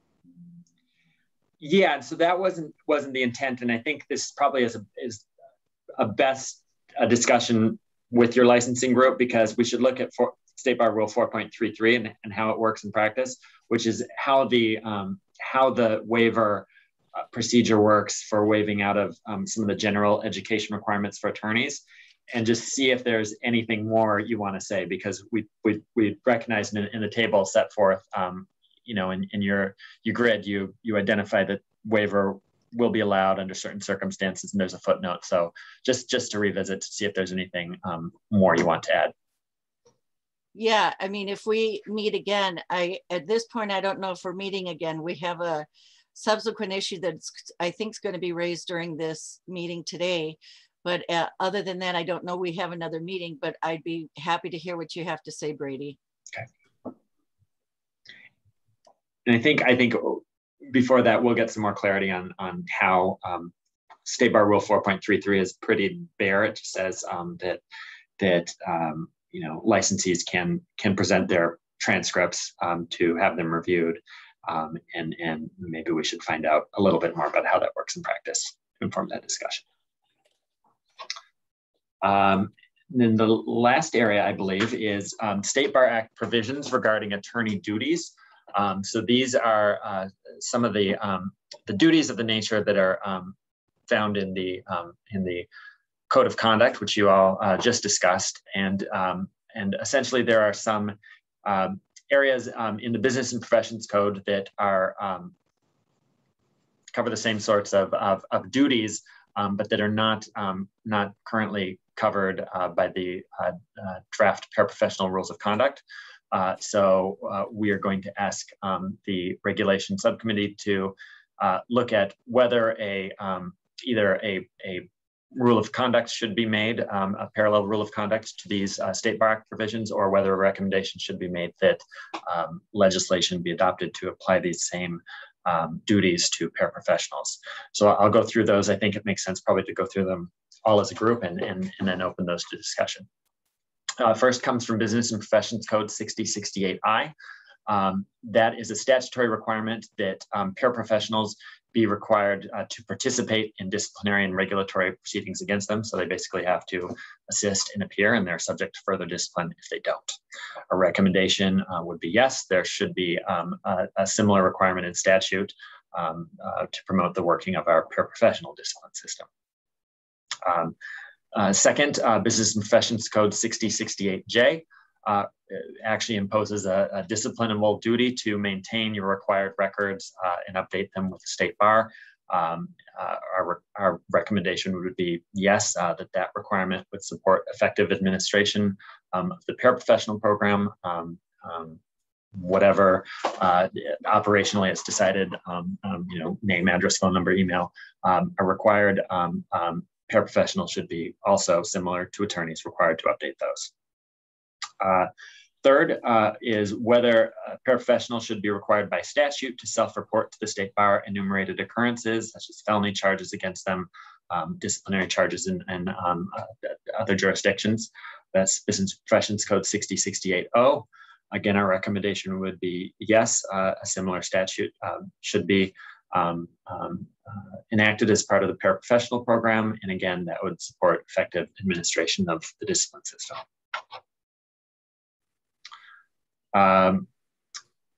Fourth, Business and Professions Code 6103.7 requires attorneys and subjects them to discipline for reporting suspected immigration status of parties or witnesses who basically seek to enforce their rights in housing or employment cases. So those are areas where paraprofessionals will potentially be doing work, and the regulation committee should, and the working group should consider whether paraprofessionals should be subject to discipline for making that sort of retaliatory immigration reporting. The same rationale for imposing discipline certainly applies to paraprofessionals doing the same work as attorneys. That could be incorporated into our draft rules, or we can make a recommendation for statute. Another option would be to make a recommendation for statute, and if that doesn't become part of statute, to then consider whether to adopt it into our rules. For attorneys, though, this is not in the rules, it's only in statute. Similarly, attorneys under Business and Professions Code 6106.1 are subject to discipline for advocating overthrow of the government to the same extent attorneys are. Are subject to discipline for advocating overthrow of the government. And the question is whether paraprofessionals should also be subject to discipline for doing the same thing. Again, this should be considered. Same rationale applies, could be incorporated into the rules or statute. And finally, this one I believe was dealt with. I had to jump onto another commission meeting, so I'm not sure whether you got to it, but the regulation committee did recommend adding into the rules of conduct for paraprofessionals, basically provisions mirroring Business and Professions Code 6106.9 regarding sexual relations between an attorney and client. So this thinking is probably not a live recommendation anymore because it's probably been adopted. Judge Rubin. Was it Leah? Judge Rubin has his hand up. Thank you. I'm sorry, I didn't hear anything. I just wanted to ask a question, Mr. Dewar. First of all, thank you for all your hard work on this. Outstanding. On items 4 and 5, I'm contrasting them to item 6. So item 6, the recommendation is a yes.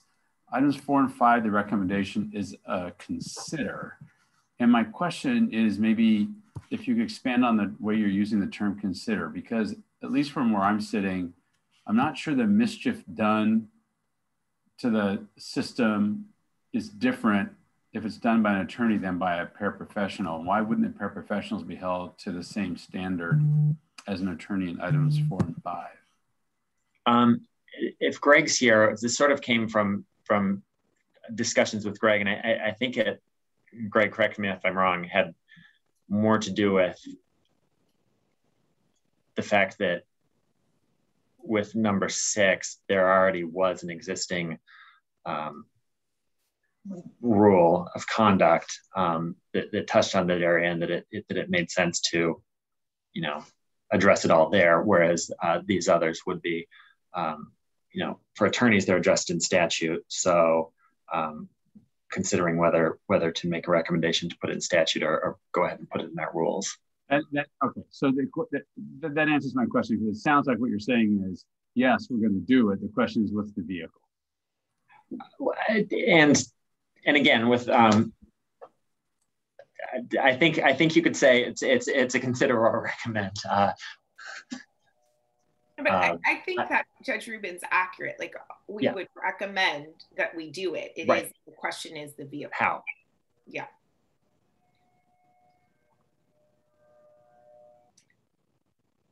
Thank you.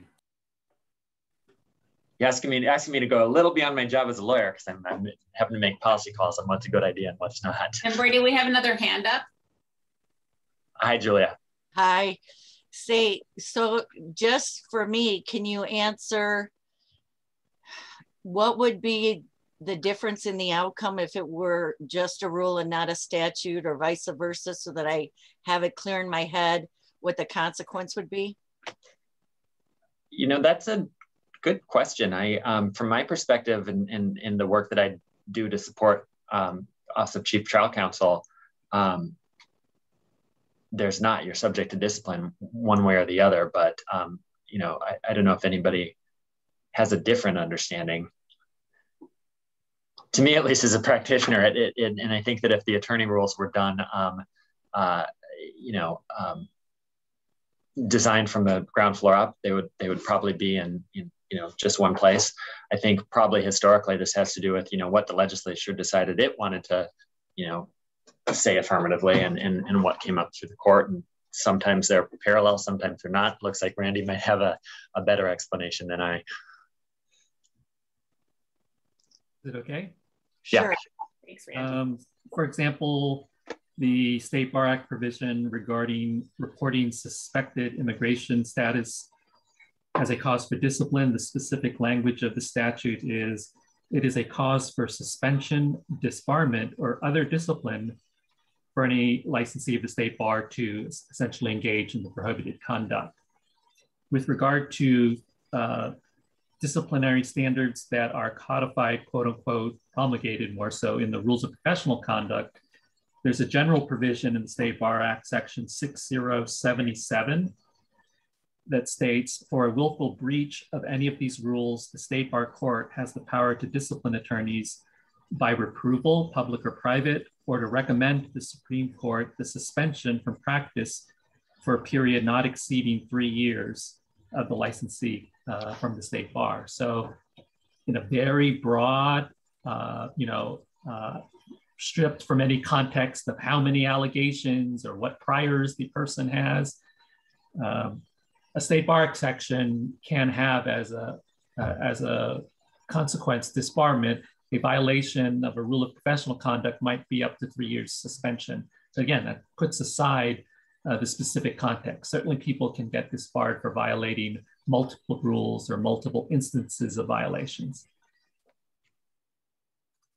So it sounds like what you're saying then is if it's a rule, there are options to consider in terms of discipline that are not necessarily all contained in the statutory provision? Well, the general standard in the State Bar Act is that if it's a rule violation, reproval, public or private, or suspension, it doesn't necessarily reach a disbarable offense unless there are other aggregating circumstances. So it depends on a case by case. For a statute, such as the reporting immigration fraud, it could say by its own terms that that violation could subject the person to disbarment. Okay, thank you. Amos? Thanks, Randy. I'll also add, I think the answer to your question is the remedy.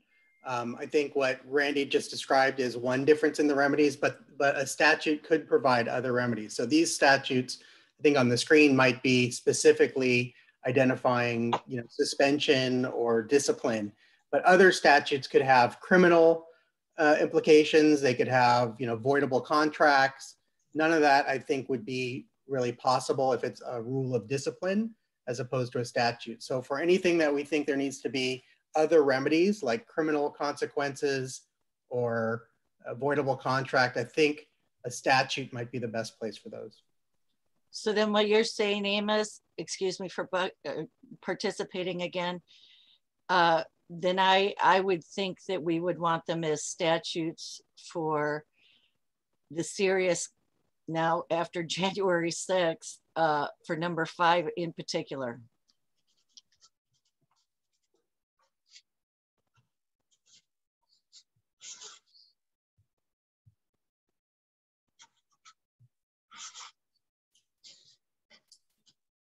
And Randy, that thank you for, I think that this, when we do come back, gives us a sort of a useful frame for the discussion, and we'll look at what specifically the consequences are spelled out in these statutes, and can sort of juxtapose that with what the differing effects would be if the recommendations to do statute, rule, or both.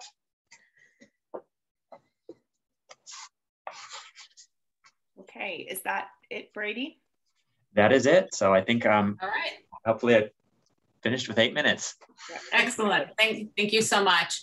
As I mentioned, I'm going to go a little out of order. So if the chair of the pilot subcommittee could take over at this point, that would be great. And then I don't know if we need to have Linda put anything up for this. Maybe just the resolution? Yeah. Thanks, Linda. And Justice Petru, I'm assuming I have 5 minutes. Is that right? That's all I think. I think, why don't we go crazy and say 10 minutes? Okay. So thank you all, and thank you to staff. As we're putting up the resolution, thank you. I want to just sort of back up a little bit. I think we remember that this working group voted in February to phase in the program and start with 3 specific geographical areas: in Northern California, the Alameda County and Santa Clara counties; in Central California, it'd be Fresno, Merced, and Tulare counties; in Southern California, it was Orange County. And we used a certain number of criteria to make those decisions. We looked at the future client population by looking at information from the census. We looked at future paraprofessional population by looking at bar exam data from the State Bar of California, and paralegal graduation data, which Leah was able to get after much effort from the ABA, as well as civil justice gap information, looking at pro per litigant data for family law cases from the Judicial Council, and attorney density data from the State Bar. So using those criteria, we looked to see what we should do, because the working group asked us to consider adding another geographical area for the far north region. And there was a request that we have sort of an anchor be in Sacramento. So the 2 options were to look at a Shasta cluster, which would include Butte County, Glenn, Sacramento, Shasta, Tehama, and Trinity. And then look at sort of a Sacramento cluster, which would include El Dorado, Placer, Sacramento, and Yuba. And again, we through staff's great work, we collected the data with the various different parameters that I've already mentioned. And then Judge Harper was really kind and gracious and met with staff to talk about the Shasta option. And then sort of putting everything together, the pilot subcommittee recommends the second option, which is the Sacramento cluster, which again includes El Dorado, Placer, Sacramento, and Yuba. According to the data and the analysis, a Sacramento cluster allows for enough paraprofessionals and clients while still including at least 2 counties with a notably high justice gap. Those 2 counties are El Dorado and Yuba. And then this cluster's contiguousness with the counties sort of being contiguously located enhances the ability to produce enough participants. The subcommittee also heard about legal aid turnaway rates in California, and this data is about those who earned too much to qualify for legal aid. Such modest means consumers might turn to paraprofessionals for help. So the data supports including the original 6 counties plus the Sacramento-based cluster in phase 1 of our rollout. So the resolution should be there for us to look at. And I'm wondering if anybody on the pilot subcommittee wanted to add anything, or if there are any questions.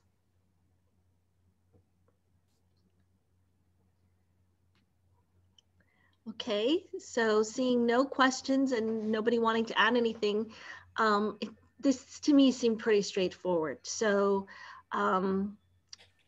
did anybody want to say anything or add anything? I will, just so I'm clear, Judge, are you saying, because what I'm not seeing is that the resolution says that this place where the pilot will take place is Sacramento. It just calls them participating counties, right?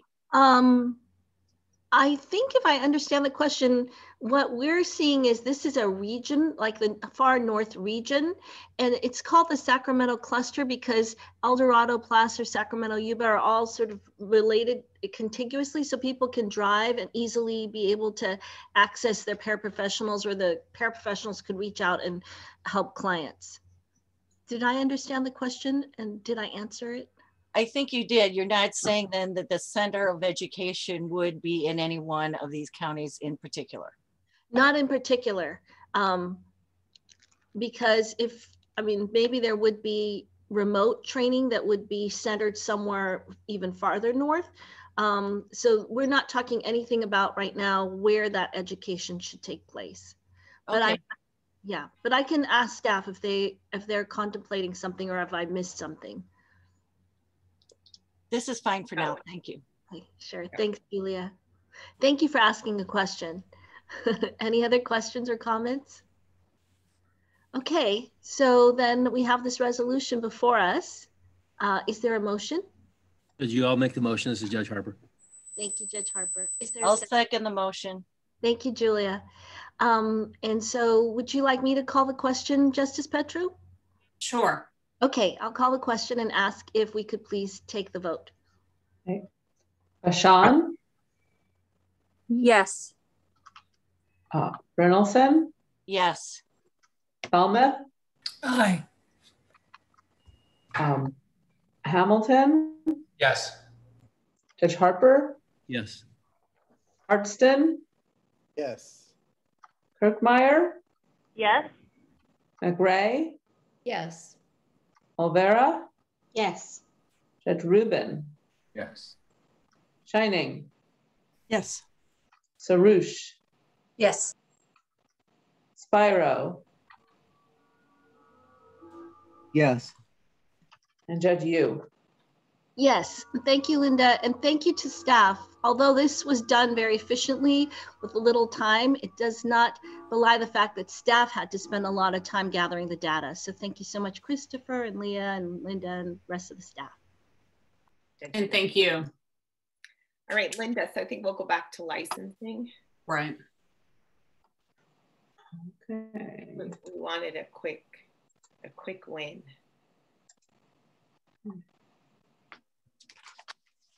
Plus, I'm sure you needed to have the geographical areas identified as we move forward and talk about other things. So. Taking me a minute to share my screen. And, who is leading our conversation on licensing? I think I am as the chairperson. Yep. So let me know when you're ready. It looks like the PowerPoint. Okay, so last time we voted on any recommendation from the subcommittee, the paraprofessional working group approved what it was that we have set forth here from the February 26th meeting. Thereafter, we were in discussions with Elizabeth Olvera, and we talked about the fact that not all of the legal document assistants were brought in through the 6450 subdivision C that provides for the qualifications under the Business and Profession Code of paralegals. So we went back through, and I think you can go to the next slide. There's not another slide on this topic. Okay, that's fine. I just have the resolution, yeah. Yeah, so I think the executive summary explained that what we are asking for is that we consider the statute that governs the LDAs, which is Business and Professions Code section 6402.1.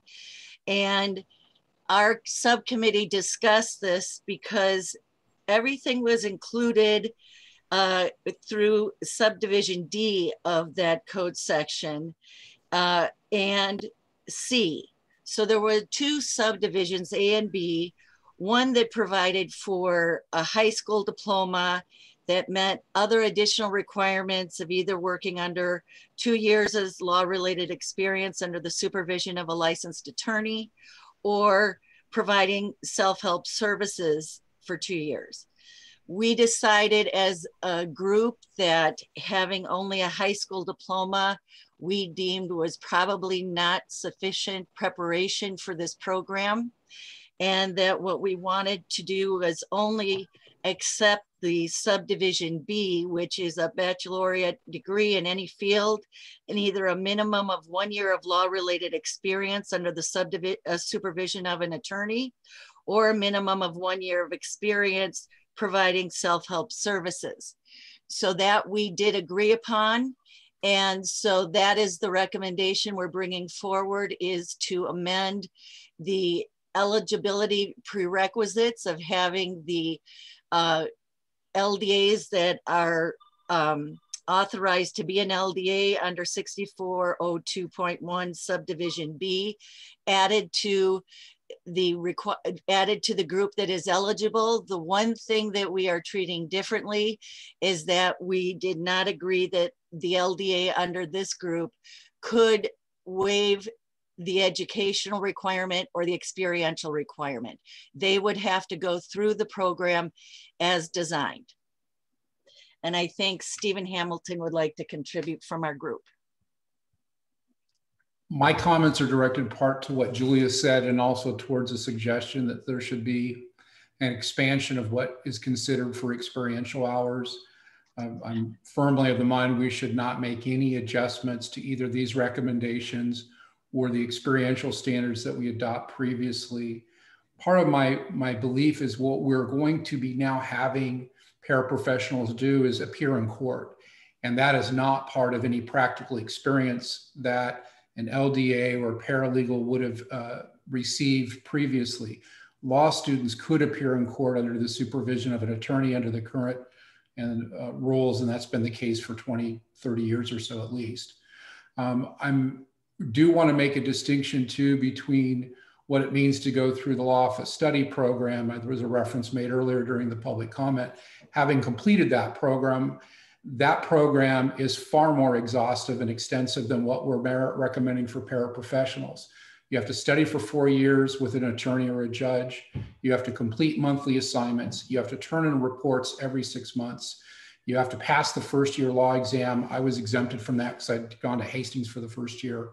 So that was exempted from that. You have to spend at least 18 hours, 48 weeks a year for 4 years working under the supervision of a judge or attorney. That requires 5 hours of direct supervision each week. So over the course of the program, it's 800, almost 900 hours that you have to be supervised. You have to pass the MPRE and you have to pass the bar exam.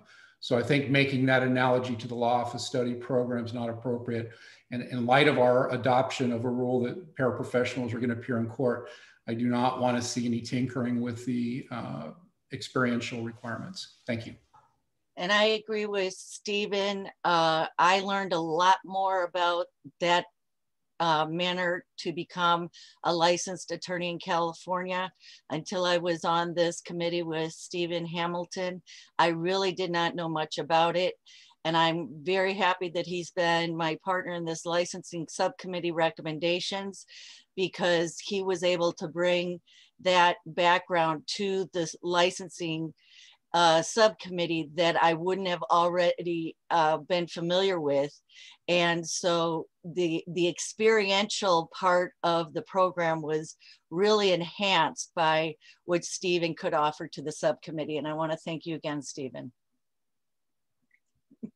Do you see Elizabeth's hand up, Julia? Oh, Elizabeth, please. Hi, thank you everyone for letting me the opportunity to opine on this as a representative of the California Association of Legal Document Assistants. So we did have a meeting on March 30th regarding this topic, where we're going to ask the working group to vote to allow the Business and Professions Code that allows LDAs to be LDAs to be included in part of this program. Except in that meeting, we decided to exclude people who had obtained a high school diploma and were LDAs now based on some other criteria along with having a high school diploma. I just wanted to reiterate that we as CALDA would love for all LDAs that are able to practice now to be include under section 6402.1, those with high school degrees, bachelor's, certificates of completion, and from an ABA program or not. So I know that I'm probably single-handedly doing that, asking for the high school thing. The other thing that we wanted to say was that we would like for the experiential hours to be waived for the attorney supervision for people who are LDAs. I don't know that we brought this up before or in this much detail, but since we're asking to vote on it now, I'm wondering if this is the best time to bring it up. I think we should, and the reason for it is if you grant a waiver of the attorney supervision requirements, LDAs who would now become paraprofessionals after taking the course requirements after passing a licensing exam would be able to obtain their license sooner and continue to contribute to the access to justice issue. And it would be a pool of qualified and experienced legal service providers that are going to be able to help the very people that the State Bar is looking to help through this program. In addition, if you guys want to put a cap on, okay, well, not all LDAs, maybe just LDAs who have been doing this for 4 years without the attorney supervision, that would be a great maybe middle ground. We as LDAs have more MCLE requirements. We take classes offered by attorneys, judges, and so I'm not saying that we're not going to continue our education or that we're trying to get out of education. We just have a different kind of education. And speaking to that, there's a difference between being an educated person in textbooks, but LDAs have the education and experience with and the soft skills necessary to assist these, underserved community that the State Bar is looking to help. But the other reason why we kind of are asking that the attorney supervision waiver be, the attorney supervision requirement be waived is because LDAs right now are running their own business. You guys are proposing 1,000 hours within 6 months. That's full-time, 40 hours a week. And in addition to doing their own business, it's kind of a hardship. And even if they did this part-time, it's a 1-year program. And, LDAs are self-sustaining businesses, and to just stop what they're doing here to go do the same work that they were doing, similar work for free for an attorney, for attorney supervision, just to meet that requirement to continue to keep doing what they were doing in the first place, just seems a little bit off, and would delay getting the soldiers on the front lines of this access to justice war that we're dealing with. Thank you. So what I want to say to you, Elizabeth, is the only people who, the LDAs who are paralegals under 6450C are being treated differently. So the only LDA that is being treated as a person is the one that doesn't have a law degree. They have some degree in something else.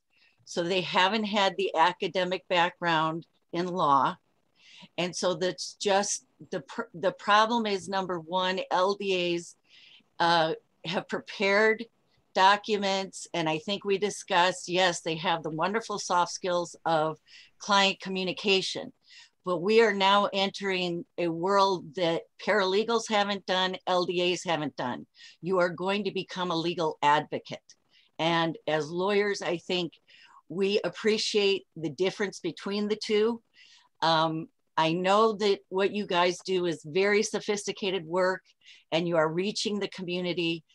All we ask is that I think that the experience under an attorney as in preparation for this profession is different than what a paralegal does under an attorney or an LDA does with an attorney. This experience will be different and new. Can you clarify for me? I might have lost it.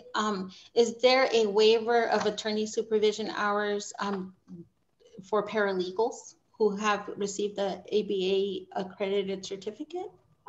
Stephen, I think remind me, Leah, what did we have? I can actually speak to that. Thank you. So for either paralegals or people with a JD or LLM, experience gained under the supervision of an attorney qualifies towards the experience requirements. So it can be a paralegal working under attorney supervision. It can be a law student who took a clinical program. And I also wanted to clarify, Elizabeth, that the requirement for the 6 months, it's not that you have to complete it within 6 months. The 1,000 hours have to be completed over a minimum of 6 months. So that it can take longer than that, and that's fine. You wouldn't be expected to be doing this full time for free. Yes, and I do appreciate what you said, Elizabeth, and that's why I wanted to say that I don't think the LDAs are going to go away as an occupation or as a business. I think there is a wonderful place for them. Not everybody wants to go in and do the advocacy that is going to be required of this. Some like being the technician, because along with this profession is going to come a lot of ethical requirements that did not exist for folks before. So I think it's really important that they experience that. And I hear you, I appreciate what you have to say, but I think this was discussed in our subcommittee, and this continues to be the recommendation we would like to offer the group. Can we hear from Fariba, please? Thank you.